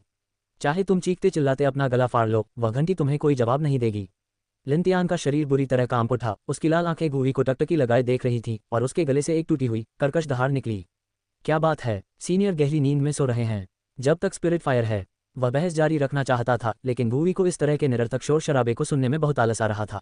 गुई ने अपने पैर के नीचे की ताकत को थोड़ा और बढ़ा दिया, जिससे लिंतियान की छाती की आखिरी दो पसलियां टूट गईं। अध्याय 19, तुम्हारा मेरा है। तुम्हारे दांतियन को नष्ट करना। विशाल भूमिगत गुफा में हड्डियों के चटकने की एक तीखी आवाज गूंज उठी। लिंतियान के होठों पर निकले अपशब्द उसके सीने से उमड़ते खून के कारण जबरदस्ती गले से उतर गए। वह हौंफ रहा था। उसकी छाती का हर ऊपर नीचे होना उसकी टूटी पसलियों को खींच रहा था, जिससे दिल दहला देने वाला असहनीय दर्द हो रहा था। वह गुई को टकटकी लगाकर देख रहा था, जो ऊपर से उसे नीचे देख रहा था। उसकी लाल आंखें सदमे, अनिच्छा और तीव्र आक्रोश के मिश्रण से भरी हुई थीं। खांसी, खांसी, गुई, तुम तो शुरू से ही मेरे खिलाफ साजिश रचते हुए अंधेरे में छिपे हुए थे। लिंतियान ने दांत पीसते हुए जोर से दहाड़ा और खून की उल्टी की। पहाड़ के पीछे स्थित इस खतरनाक निषिद्ध भूमि में जब वह नीले कमल की अग्नि को छूने ही वाला था, ठीक अंतिम क्षण में गुई का प्रकट होना, वह लंबे समय से नियोजित घात लगाकर पीछा करने और शोषण करने के अलावा कोई और स्पष्टीकरण नहीं सोच सकता था। गुई ने कोई जवाब नहीं दिया। वह केवल अपने पैरों के नीचे फंसे हुए जानवर की तरह पड़े लिंतियान को शांत निगाहों से देखता रहा। लिंतियान की नज़र में ये तिरस्कारपूर्ण चुप्पी निस्संदेह मौन उपहास का एक रूप बन गई थी। तुम पाखंडी हो। लिंतियान पूरी तरह से टूट गया। उसने अपने सही सलामत बाएं हाथ से जलती हुई पत्थर की पटिया पर बेतहाशा प्रहार किया। उसके नाखून काले पत्थर पर रगड़ खा रहे थे, जिससे एक कर्कश ध्वनि उत्पन्न हो रही थी। ये वो अवसर है जिसके लिए मैंने अपनी जान जोखिम में डाली। यही मेरी आशा है कि मैं फिर से खड़ा हो सकूं। एक ऊंचे और शक्तिशाली वरिष्ठ भाई होने के नाते आप मुझे ही क्यों निशाना बना रहे हैं? सिर्फ इसलिए कि मैंने एक राक्षसी से मिलने की सूचना गुरु को दी। प्रतिवेदन। गु यी ने धीरे से हंसते हुए कहा, छोटे भाई लिन, ये बहुत औपचारिक है। बड़ों को सच्चाई से रिपोर्ट करना आपका कर्तव्य है। मुख्य शिष्य होने के नाते मैं इतनी छोटी सी बात पर कैसे नाराज हो सकता हूँ। गु यी ने अपने पैर के अंगूठे को थोड़ा सा हिलाया, उसे धीरे धीरे लिन तियान की टूटी हुई पसलियों के साथ नीचे की ओर सरकाया और अंत में उसके पेट के निचले हिस्से पर रुक गया, जो एक साधक के डेंटियन और क्यूई सागर का स्थान है। मैं आज यहाँ केवल इसलिए आया हूँ क्योंकि मुझे इस स्वर्ग और पृथ्वी की आध्यात्मिक ऊर्जा की पुकार महसूस हुई और मैं संयोगवश यहाँ आकर इसे प्राप्त करने के लिए रुक गया। संयोग से मुझे यहाँ जूनियर ब्रदर लिन मिल गए, जो मेरे लिए मार्ग प्रशस्त कर रहे थे और मेरे लिए बाधाओं को दूर कर रहे थे। मैं दिल से उनका बहुत आभारी हूँ। ये कोमल, सुरुचिपूर्ण और कुछ हद तक ईमानदार शब्द एक तेज विषैले ब्लेड की तरह थे, जो लिन तियान के दिल में बेरहमी से चुभ गए। आभारी, मार्ग प्रशस्त करना और बारूदी सुरंगों को साफ करना। लिन तियान बुरी तरह कांप उठा। उसे आखिरकार समझ आ गया कि गुई की नज़रों में वह शुरू से ही रास्तों की खोज और बाधाओं को दूर करने का एक साधन मात्र था। उसकी दृढ़ता पर उसका गर्व, उसकी बेपरवाह बेताबी, ये सब किसी और के लिए शादी के कपड़े पहनने जैसा था। घोर अंधकार की तरह निराशा ने लिन तियान की बची कुची समझदारी को भी पूरी तरह से निगल लिया। उसने अचानक अपना बायां हाथ उठाया और उस फीकी, रहस्यमयी काली लोहे की अंगूठी को अपने माथे पर कसकर दबा लिया, मानो वह उसके जीवन में एकमात्र जीवन रक्षक तिनका हो, और उसके गले से एक तीखी, अमानवीय चीख निकल पड़ी। वरिष्ठ, बाहर आइए। क्या आपने नहीं कहा था कि मेरा भाग्य असाधारण है? क्या आपने नहीं कहा था कि आप मुझे जुवानिटियन संप्रदाय को कुचलने में मदद करेंगे? उसने हमारी आध्यात्मिक ऊर्जा भी छीन ली। तुम कब तक सोते रहोगे? बाहर आओ और उसे मार डालो। मैं तुमसे विनती करता हूँ, उसे मार डालो। लिन तियान की आवाज़ विशाल गुफा में अंतहीन रूप से गूंजती रही, साथ ही उबलते हुए लावा की गड़गड़ाहट भी सुनाई देती रही, जो एक रोंगटे खड़े कर देने वाले पागलपन और करुणा को प्रकट करती थी। गु यी ने बिना किसी भाव के चुपचाप उसका प्रदर्शन देखा। उसकी आंखों में जरा भी हलचल नहीं हुई। चेतना के सागर की गहराई में जीमेर की मायावी आकृति आत्मा को पोषण देने वाली लकड़ी से टिकी हुई थी। बाहर से आ रही बेबस चीखों को सुनते हुए उसकी लोमड़ी जैसी आंखों में एक पल के लिए उबाऊ उदासीनता झलक उठी। इस नासमझ लड़के का दाव हृदय पूरी तरह से चकनाचूर हो गया है। जीमेर ने अपने लाल होठों को ढंक लिया और जम्हाई ली। उसकी आवाज़ में तिरस्कार का भाव था। उसने साधना की सारी आशा एक बची हुई आत्मा और एक निर्जीव वस्तु पर टिका रखी है। भले ही तुम आज उसे न लूटो, वह अंततः किसी और के हाथों मर ही जाएगा। मेरे प्यारे, जल्दी करो और उसे यहाँ से हटाओ। ये लावा कुंड बहुत गर्म है और बड़ी बहन जल्दी वापस जाकर गर्म झरनों में स्नान करना चाहती है। जैसी आपकी इच्छा। गु यी ने मन ही मन हल्की सी हंसी के साथ जवाब दिया। वास्तव में वह लिन तियान को देख रहा था, जो अब भी बेतहाशा अपना माथा पीट रहा था, उस धातु की अंगूठी को जगाने की कोशिश कर रहा था। आखिरकार उसके पैर के अंगूठे ने हिचकिचाना बंद कर दिया और धीरे धीरे नीचे की ओर दबाव डालना शुरू कर दिया। फटे पुराने कपड़े की एक पतली परत के माध्यम से लिन तियान ने स्पष्ट रूप से महसूस किया कि गुई के जूते के तलवे से एक निर्मल, बर्फीली सच्ची ऊर्जा धीरे धीरे उसके पेट के निचले हिस्से की त्वचा में रिस रही है। उस रुचि में हिंसक हत्या का कोई इरादा नहीं था, लेकिन उसमें कुचलने वाले दमन की एक पूर्ण, जबरदस्त भावना थी, जो सीधे उसके शरीर के भीतर सबसे नाजुक कोर पर प्रहार करती थी। नहीं, मत करो। लिन तियान अंततः अपने पागलपन से जागा और उसने गुई के पैरों के नीचे विनाश की वास्तविक आभा को महसूस किया। इस क्षण अपनी साधना खोने का भय उसके सारे क्रोध और अनिच्छा पर हावी हो गया। वरिष्ठ भाई गु यी, आप मुझे अपंग नहीं कर सकते। मैं बाह्य संप्रदाय का शिष्य हूँ। यदि आप बिना कारण किसी साथी शिष्य की साधना को अपंग करते हैं, तो गुरु और वरिष्ठ आपको बिल्कुल नहीं छोड़ेंगे। लिन तियान ने उस लंबे जूते के नीचे से खुद को छुड़ाने की बेताब कोशिश में अपने शरीर को बुरी तरह से मरोड़ा। उसका चेहरा आंसुओं, नाक के पानी और खून के मिश्रण से सना हुआ था। वह पूरी तरह से गरिमाहीन हो गया था। मालिक, गु यी ने उचित समय पर अपने होठों को एक चाप में मोड़ा और कोमल आंखों से लिन तियान की ओर देखा। छोटे भाई लिन, पहाड़ के पीछे स्थित यह गुप्त लोक स्वाभाविक रूप से खतरों से भरा है। तुम ज्योति शोधन स्तर के शिष्य हो, पुण्य के लालच में जल्दबाजी में आगे बढ़ गए, दुर्भाग्यवश फॉर्मेशन पपेट के हमले से बुरी तरह घायल हो गए, जिसके परिणामस्वरूप तुम्हारा दांत्यान चकनाचूर हो गया और तुम्हारी साधना पूरी तरह नष्ट हो गई। मैं, तुम्हारा बड़ा भाई, संयोगवश वहां से गुजर रहा था। तुम पर दया आई और मैंने तुम्हें खतरे से बचाकर तुम्हारी जान बख्श दी। आज जो कुछ हुआ, यही सच है। जिस क्षण उसकी आवाज धीमी हुई, गु यी के पैर के नीचे स्थित आदिम असीम सृजन अमर शरीर के उद्गम स्थल से अचानक ऊर्जा का विस्फोट हुआ। दरार। लिन तियान के शरीर के भीतर एक धीमी, कर्कश ध्वनि स्पष्ट रूप से गूंजी, जिसे केवल एक साधक ही समझ सकता था। यह एक दबी हुई आवाज थी, जो किसी भी साधक की आत्मा को उड़ा ले जाने और उसके प्राणों को बिखेर देने के लिए पर्याप्त थी। लिन तियान का पूरा शरीर हिंसक रूप से अकड़ गया। उसकी आंखों की चमक पल भर में खत्म हो गई और वे अपनी जगह से बाहर निकल आईं। उसे स्पष्ट रूप से अपने पेट के निचले हिस्से में स्थित ची ऊर्जा के भंवर का एहसास हुआ, जिसे उसने एक दशक से अधिक समय तक बड़ी मेहनत से संघनित किया था। वह एक नाजुक पानी की थैली की तरह पल भर में चकनाचूर हो गया, जिस पर किसी ने पैर रख दिया हो। उसकी नसों में प्रवाहित हो रही दुर्बल आध्यात्मिक ऊर्जा ने अपना नियंत्रण खो दिया और एक अराजक, अव्यवस्थित उथल पुथल में बदल गई, जो उसके शरीर के हर रोम से तेजी से बाहर की ओर फैल गई। 2 सांसों से भी कम समय में लिन तियान अपने शरीर में आध्यात्मिक ऊर्जा के उतार चढ़ाव का जरा सा भी एहसास नहीं कर पा रहा था। उसका डांटियन चकनाचूर हो गया, उसकी नींव पूरी तरह नष्ट हो गई। अब से ये कवच शरीर में ची ऊर्जा को ग्रहण करने का सबसे बुनियादी कार्य भी करने में सक्षम नहीं होगा। पूरी तरह से एक नश्वर प्राणी से भी कमजोर, बेकार व्यक्ति में तब्दील हो जाएगा। डिंग। ये पता चला है कि मेजबान ने भाग्य के बालक लिन तियान के दांतियान को बुरी तरह से क्षतिग्रस्त कर दिया है, जिससे उसका दाव हृदय पूरी तरह से चकनाचूर हो गया है। भाग्यशाली संतान को दबाने का निर्णय सफल रहा। वास्तविक समय में निपटान खलनायक अंक जोड़ 1000। उसने अपना पैर धीरे से पीछे खींच लिया और लिनतियान की ओर देखा, जो कीचड़ के ढेर की तरह जमीन पर बेजान पड़ा था। दर्द की एक चीख भी नहीं निकाल पा रहा था। उसकी आंखों में संयम का एक अंश झलक रहा था। छोटे भाई लिन, इतने बेजान मत दिखा। गूई मुड़ गया। उसकी पीठ लिनतियान की ओर थी, जो एक मरे हुए कुत्ते की तरह था। उसकी आवाज़ हल्की और बेजान थी, जिसमें सांत्वना का एक ऐसा भाव था जिसे यह बताना असंभव था कि वह वास्तविक था या झूठा। ये साधना जगत विशाल और असीम है, जिसमें अनगिनत अवसर और सौभाग्य छिपे हैं। एक टूटे हुए दांतियान का क्या महत्व है? शायद एक दिन, यदि आप भाग्यशाली रहे, तो आपको सड़क किनारे कोई अद्वितीय अमर पौधा मिल जाए जो मृतकों को पुनर्जीवित कर दे और हड्डियों पर मांस उगा दे, जिससे आप अपनी साधना फिर से शुरू कर सकें। गूई ने धीरे से हंसते हुए कदम बढ़ाए। भूमिगत गुफा की गर्म हवा में उनके सफेद वस्त्र धीरे धीरे लहरा रहे थे। उन पर खून के धब्बों का कोई निशान नहीं था।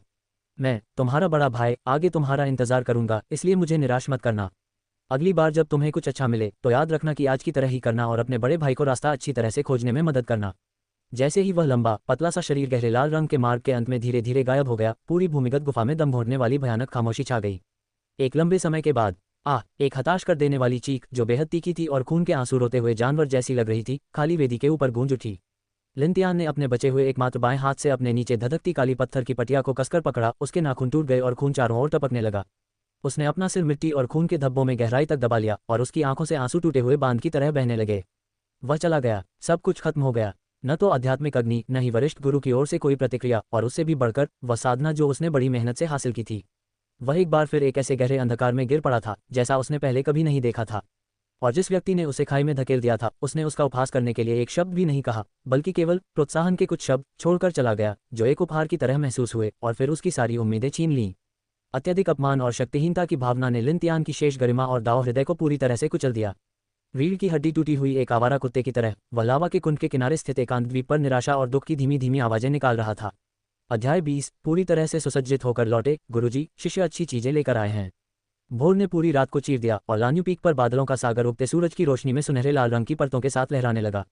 गूई उससे भीगी हुई नीले पत्थर की सीढ़ियों पर चढ़ी और तेजी से गुहान चट्टान की तलहटी की ओर चल पड़ी। घाटी के भीतर मौजूद सल्फर की जानी पहचानी हल्की गंध सुबह सुबह चलने वाली ठंडी पहाड़ी हवा के साथ मिलकर उसका स्वागत करने के लिए तेजी से आगे बढ़ी। बाहरी आवरण संरचना से गुजरते ही सामने का दृश्य अचानक खुल गया।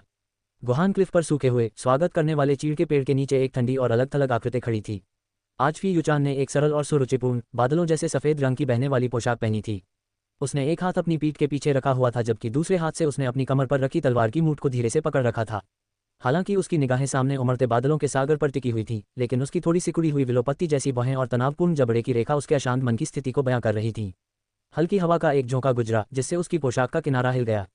जब फॉर्मेशन के प्रवेश द्वार से गिरे हुए पत्तों पर गूई के कदमों की हल्की सी आवाज सुनाई दी, तो तलवार की मूठ को पकड़े हुए फी युएचान की पतली सफेद उंगलियां अनजाने में ढीली पड़ गईं। उन खूबसूरत आंखों की गहराई में, जो ठंडे तालाबों की तरह गहरी थी, राहत की एक झलक तेजी से कौंध गई। चेहरे के भावों में ये सूक्ष्म परिवर्तन क्षणिक था। वह धीरे से मुड़ी। उसका खूबसूरत चेहरा एक बार फिर ठंड की उस परत से ढका हुआ था जो किसी ऐसे व्यक्ति में आम होती है जिसने लंबे समय तक उच्च पद संभाला हो। उसकी निगाहें एक पल के लिए गूई के बेदाग सफेद ब्रोकेड वस्त्र पर टिक गईं। इस बात की पुष्टि करने के बाद कि इस विद्रोही शिष्य के शरीर का कोई अंग गायब नहीं था, बल्कि उसकी त्वचा पर खरोंच तक नहीं आई थी, उसने ठंडे स्वर में बात की। तुम पूरी रात से लापता हो। इस सिंहासन ने सोचा कि तुम, हे विद्रोही शिष्य, गुहान की चट्टान की भीषण ठंड को असहनीय पाकर रात भर में अपना सामान पैक करके पहाड़ से नीचे भाग गए हो। उसकी आवाज ठंडी थी, जिसमें शुवानतियन संप्रदाय के शिखर गुरु की अनूठी गरिमा और आरोप लगाने वाले रवैये का कुछ अंश झलक रहा था। गूई चलना बंद कर दिया। अपने गुरु के बनावटी बर्फीले रवैये को देखकर उसकी आंखों की मुस्कान न केवल फीकी नहीं पड़ी, बल्कि और भी तीव्र हो गई। पिछली रात जब वह गर्म पानी के झरने से निकला, तो उसने स्वयं उस आकृति के केंद्र में एक धधकते सूरज के आकार का जैद पत्थर रखा था। फी युएचान की आत्मा रूपांतरण स्तर की साधना को देखते हुए वह उसके जाने की हलचल को कैसे नहीं देख पाई होगी। ये गुरु, जो तीक्ष्ण वाणी वाला लेकिन कोमल हृदय का था, संभवतः रात के अधिकांश समय से इस हवादार स्थान पर उसका इंतजार कर रहा था। गुरुजी, ये शब्द मेरे शिष्य का दिल सचमुच तोड़ देते हैं। गूई को फटकार से जरा भी डर नहीं लगा, बल्कि वह आराम से आगे बढ़ा। उसकी आवाज में शिकायत का बनावटी हल्कापन था। कल रात गुरुजी को गहरी नींद में सोते देखकर इस शिष्य को सचमुच आपको परेशान करने का मन नहीं हुआ। इसके अलावा इस शिष्य ने रात में खगोलीय घटनाओं का अवलोकन किया और पीछे के पहाड़ की दिशा में एक दुर्लभ खजाने के उभरने के संकेत महसूस किए। इसलिए मैंने सोचा कि मैं अपनी किस्मत आजमाऊंगा और गुरु के लिए एक ऐसा खजाना ढूंढूंगा जो शीत विष को पूरी तरह से दूर कर सके। बेतुका। फी युएचान की खूबसूरत बाहें तन गईं और उसने ठंडी सांस लेते हुए कहा, पीछे के पहाड़ की निषिद्ध भूमि जहरीली गैसों से भरी हुई है और प्राकृतिक घातक संरचनाओं से घिरी हुई है, यहाँ तक कि संप्रदाय के वरिष्ठ भी आसानी से वहां कदम रखने की हिम्मत नहीं करते। तुम, जो केवल गोल्डन कोर स्टेज के हो, वहां खजाने की खोज में जाने की हिम्मत कैसे करते हो? ये तो सीधे सीधे मौत को दावत देना है। अगर तुम्हें वहां कोई परेशानी हुई तो मैं कैसे सामना करूंगा? बीच में ही उसे एहसास हुआ कि उसके लहजे में जरूरत से ज्यादा चिंता और घबराहट झलक रही है, इसलिए उसने अचानक अपने बाकी शब्द निगल लिए और अपना सिर दूसरी तरफ घुमा लिया। अब वह गूई की तरफ नहीं देख रही थी। उसके निर्मल कानों पर धीरे धीरे एक हल्की सी लाली छा गई। गूई ने उसके पाखंडी रूप को भांप लिया। उसने खिड़की के उस पतले कागज को नहीं हटाया, बल्कि बड़ी सहजता से फी युएचान के पास चला गया। उसकी कलाई थोड़ी सी मुड़ी हुई थी। 10,000 साल पुराना एक रहस्यमय बर्फ का जेड बॉक्स, जिससे ठंडी हवा के झोंके निकल रहे थे, अचानक उसकी हथेली में प्रकट हो गया। जैसे ही जेड का डिब्बा प्रकट हुआ, आसपास की हवा में मौजूद जलवाष्प तेजी से संघनित होकर महीन बर्फ के क्रिस्टल में बदल गया और नीचे की ओर बहने लगा। इस भीषण ठंड के बीच विचित्र रूप से एक झुलसा देने वाला उतार चढ़ाव था, जो ऐसा प्रतीत होता था मानो आत्मा को प्रज्वलित कर देगा। फी युएचान की निगाहें तुरंत ही अत्यंत दुर्लभ सामग्री से बने इस जेड बॉक्स पर टिक गईं। यह क्या है? उसे जेड बॉक्स के अंदर से निकलती हुई एक हल्की सी आभा महसूस हुई, जिससे उसके शरीर के भीतर की वास्तविक ऊर्जा कांप उठी और उसकी आवाज थोड़ी और गंभीर हो गई। इस शिष्य ने पिछली रात पहाड़ के पीछे ठंडी हवा में आधी रात बिताई, लेकिन अंततः ये यात्रा व्यर्थ नहीं गई। गूई ने हल्की सी मुस्कान बिखेरी। उसकी उंगलियां धीरे से जेड बॉक्स के चांदी के ताले में फंस गईं और क्लिक की आवाज के साथ उसने उसे खोल दिया। जिस क्षण जेड का डिब्बा खोला गया, एक ऐसी भीषण लू चली जिससे दम घुट रहा था, मानो कोई अग्नि राक्षस अपनी बेड़ियों से मुक्त होकर भड़क उठा हो, और वह दहाड़ते हुए गुहान चट्टान के पूरे निचले हिस्से में फैल गई। सुबह की ठंडक और आसपास के बर्फ के क्रिस्टल पल भर में पूरी तरह से वाष्पीकृत हो गए। जेड के डिब्बे के अंदर एक नीली लौ धीरे धीरे तैर रही थी। लौ के किनारों ने छाया की परतों को रेखांकित किया, मानो शून्य लोक में एक हरा कमल चुपचाप खिल रहा हो। उससे निकलने वाले नीले रंग के प्रभामंडल ने फी युएचान के बेहद हैरान और अचंभित चेहरे को हर बारीकी से रोशन कर दिया। धरती, हृदय, हरा कमल, अग्नि। फी युएचान ने विस्मय व्यक्त किया, और उसकी खूबसूरत आंखें, जो आमतौर पर स्थिर जल की तरह शांत रहती थीं, अब विशाल लहरों की तरह उमड़ रही थीं। शुवानितियन संप्रदाय की एक शिखर गुरु होने के नाते वह इस स्वर्ग और पृथ्वी की आध्यात्मिक वस्तु को कैसे नहीं पहचान सकती थी, जो केवल प्राचीन कथाओं में ही विद्यमान थी। इस स्तर की असाधारण अग्नि के लिए गोल्डन कोर स्टेज की तो बात ही छोड़िए, यहाँ तक कि अपनी चरम अवस्था में भी, आत्मा रूपांतरण चरण के दौरान भी, उसे इसे वश में करने के लिए अपनी त्वचा की एक परत उतारनी पड़ती। उस सदमे के बाद अनियंत्रित, लंबे समय तक रहने वाला भय और बेचैनी का भाव उत्पन्न हुआ। उसने अपना सिर उठाया और अपनी निगाहें सामने खड़े मुस्कुराते हुए युवक पर टिका दी। ये पृथ्वी, हृदय, हरा कमल, अग्नि था।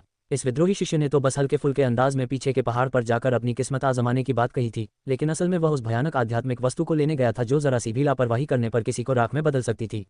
इसके अलावा इस अनोखी आग को लाने का उसका उद्देश्य केवल उसके शरीर में बचे हुए शीत विष को खत्म करने में उसकी मदद करना था। फी युएचान की सांसों की लय पूरी तरह बिगड़ गई। अपनी गरिमा का दिखावा करने के लिए उसने जो कठोर कवच धारण किया था, वह गूई के जीवन को खतरे में डालने वाले स्नेहपूर्ण कार्यों के सामने चकनाचूर हो गया। क्या तुम पागल हो? फी युएचान की आवाज में एक कंपन थी जिसे उसने खुद भी महसूस नहीं किया था। उसने अनजाने में ही हाथ बढ़ाया, ये जांचने के लिए कि क्या गूई को उस अनोखी आग के पलटवार से कोई छिपी हुई चोट लगी है, लेकिन अचानक हवा में ही रुक गई। उसकी उंगलियां थोड़ी मुड़ी हुई थीं और वह कुछ घबराई हुई लग रही थी। आकाश और पृथ्वी की ऐसी भयंकर वस्तु को आपकी वर्तमान साधना उसे आसानी से कैसे छू सकती है? यदि आपकी नींव क्षतिग्रस्त हो गई, तो इस जीवन में आपका अमरत्व का मार्ग पूरी तरह से नष्ट हो जाएगा। अपने गुरु की इस हालत को देखकर, जो अत्यधिक चिंता के कारण कुछ हद तक व्यथित प्रतीत हो रहे थे, गूई के हृदय का सबसे कोमल हिस्सा धीरे से स्पर्श हो गया। हालांकि उसने बिना किसी प्रयास के लिनतियान से इस आध्यात्मिक अग्नि को ग्रहण कर लिया था, फिर भी फी युएचान की सच्ची चिंता वास्तविक थी।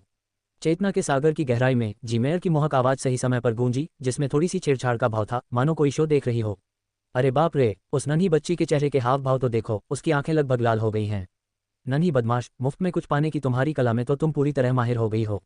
अगर उस तुच्छल लिनतियान को पता होता कि जिस चीज के लिए उसने अपनी आधी जान जोखिम में डाली थी, वह न केवल युद्ध में आपकी लूट बन गई, बल्कि उसने आपको सुंदर गुरु को आंसू बहाने के लिए धोखा देने में भी मदद की, तो वह शायद इतना क्रोधित होता कि वह मौके पर ही जीवित लाश बनकर लावा के कुंड से बाहर कूद जाता। गूई मन ही मन मुस्कुराया और दिव्य चेतना के संचार के माध्यम से उत्तर दिया, बहन, मुझे चिढ़ाना बंद करो। अलग अलग लोगों से निपटने के लिए स्वाभाविक रूप से अलग अलग तरीके अपनाने पड़ते हैं। गुरुजी जैसे व्यक्तित्व को कोमल रणनीति पसंद आती है, कठोर नहीं। यथार्थ में गूई ने यह नहीं बताया कि उसे आग कैसे मिली। उसने एक कदम आगे बढ़ाया और बड़ी सहजता से फी युएचान का पतला हाथ पकड़ लिया, जो अभी भी हवा में लटका हुआ था और थोड़ा ठंडा था। आदिम असीम सृजन अमर शरीर का शुद्ध यांग तापमान उनकी स्पर्शित त्वचा के माध्यम से लगातार संचारित हो रहा था। फी युएचान का पूरा शरीर कांप रहा था। वह सहज रूप से अपना हाथ पीछे खींचना चाहती थी, लेकिन गूई की स्थिर और शक्तिशाली पकड़ के नीचे ये संघर्ष बेहद कमजोर लग रहा था, बल्कि संयम का एक प्रतीकात्मक प्रदर्शन जैसा था। गुरुजी, निश्चिंत रहिए, इस शिष्य को हर काम करने का अपना उचित तरीका आता है। चूंकि मैंने जाकर उसे वापस लाने का साहस किया, इसलिए मुझे स्वाभाविक रूप से 100% यकीन था कि मैं सुरक्षित लौट आऊंगा। गूई ने सीधे फी युएचान की आंखों में देखा, जो नमी से हल्की सी चमक रही थीं। उनकी आवाज सौम्य थी, लेकिन उसमें निर्विवाद प्रभुत्व झलक रहा था। इस शिष्य की दृष्टि में इस संसार में कोई भी आध्यात्मिक वस्तु कितनी भी कीमती क्यों न हो, वह गुरु के फीनिक्स जैसे शरीर की सुख सुविधाओं के समर्थ नहीं हो सकती।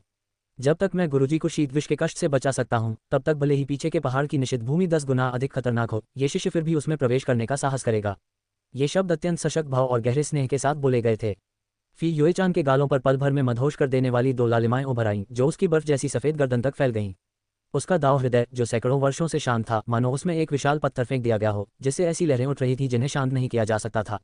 मीठी मीठी बातें करना। उसने अपना चेहरा थोड़ा सा दूसरी तरफ मोड़ लिया, भूई की बेहद आक्रामक निगाहों से सीधे देखने की हिम्मत न करते हुए। उसकी आवाज़ मच्छर की भिनभिनाहट जितनी धीमी थी। तुम्हारे मुंह से निकले ये सारे मीठे शब्द, मुझे नहीं पता तुमने किस चालाक औरत से सीखे हैं। इस सीट को आपके द्वारा इस तरह के जोखिम उठाने की परवाह नहीं है। हालांकि वह अपने शब्दों से एक गुरु की गरिमा को दृढ़तापूर्वक बनाए रख रही थी, लेकिन भूई की हथेली में थामे हुए पतले हाथ ने आज्ञाकारी रूप से कोई और प्रतिरोध नहीं किया। यहाँ तक कि भूई की हथेली में वे पतली उंगलियां भी बहुत हल्के से दब गईं। भूई की आंखों में मुस्कान पूरी तरह से फैल गई। वह जानता था कि उसके सामने खड़ी उस कठोर स्वभाव वाली मास्टर के मनोवैज्ञानिक बचाव पूरी तरह से ध्वस्त हो चुके थे। जी हाँ, गुरुजी ने मुझे डांट कर सही किया। शिष्य आगे से अपने शब्दों और कार्यों में जरूर सावधान रहेगा। परिस्थिति के अनुरूप भूई सहमत हो गई। फिर उसने 10,000 साल पुराने रहस्यमय बर्फ के जेड बॉक्स को बंद कर दिया, जिससे उस भयानक उच्च तापमान को अलग कर दिया गया। उसने फी युएचान का हाथ पकड़ा और घाटी की गहराई में जहां पानी की धुंध घनी थी, उस दिशा में चलने के लिए मुड़ गया। आप ये सीट कहाँ ले जा रहे हैं? फी युएचान को उसने आगे की ओर खींच लिया। उसके कदम कुछ हद तक बेतरतीब लग रहे थे और उसकी आमतौर पर ठंडी आवाज में कोमलता और घबराहट का एक संकेत दिखाई दिया, जिसे उसने खुद भी महसूस नहीं किया था। बिल्कुल, मैं आपको मास्टर के लिए सर्दी के विष को दूर करने के लिए ले जा रहा हूँ।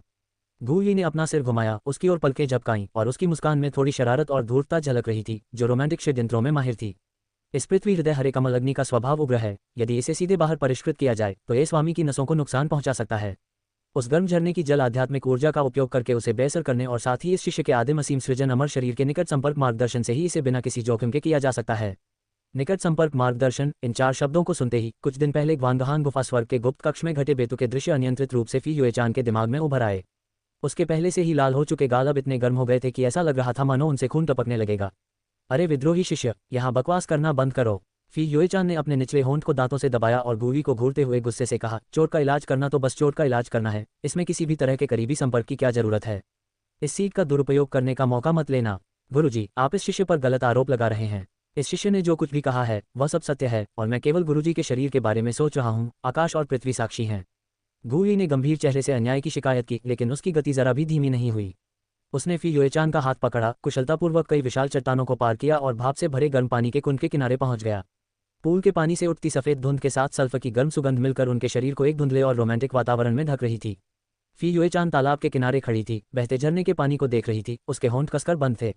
तर्क ने उसे बताया कि उसे इस बेतुके प्रस्ताव को अस्वीकार कर देना चाहिए, लेकिन भूई की स्पष्ट लेकिन थोड़ी शरारती आंखों को देखकर और उसकी हथेली से निकलती हुई झुलसा देने वाली गर्मी को महसूस करके, उसके हाथ, जिन्हें अपनी तलवार निकाल लेनी चाहिए थी, किसी भी परिस्थिति में नहीं उठ सके।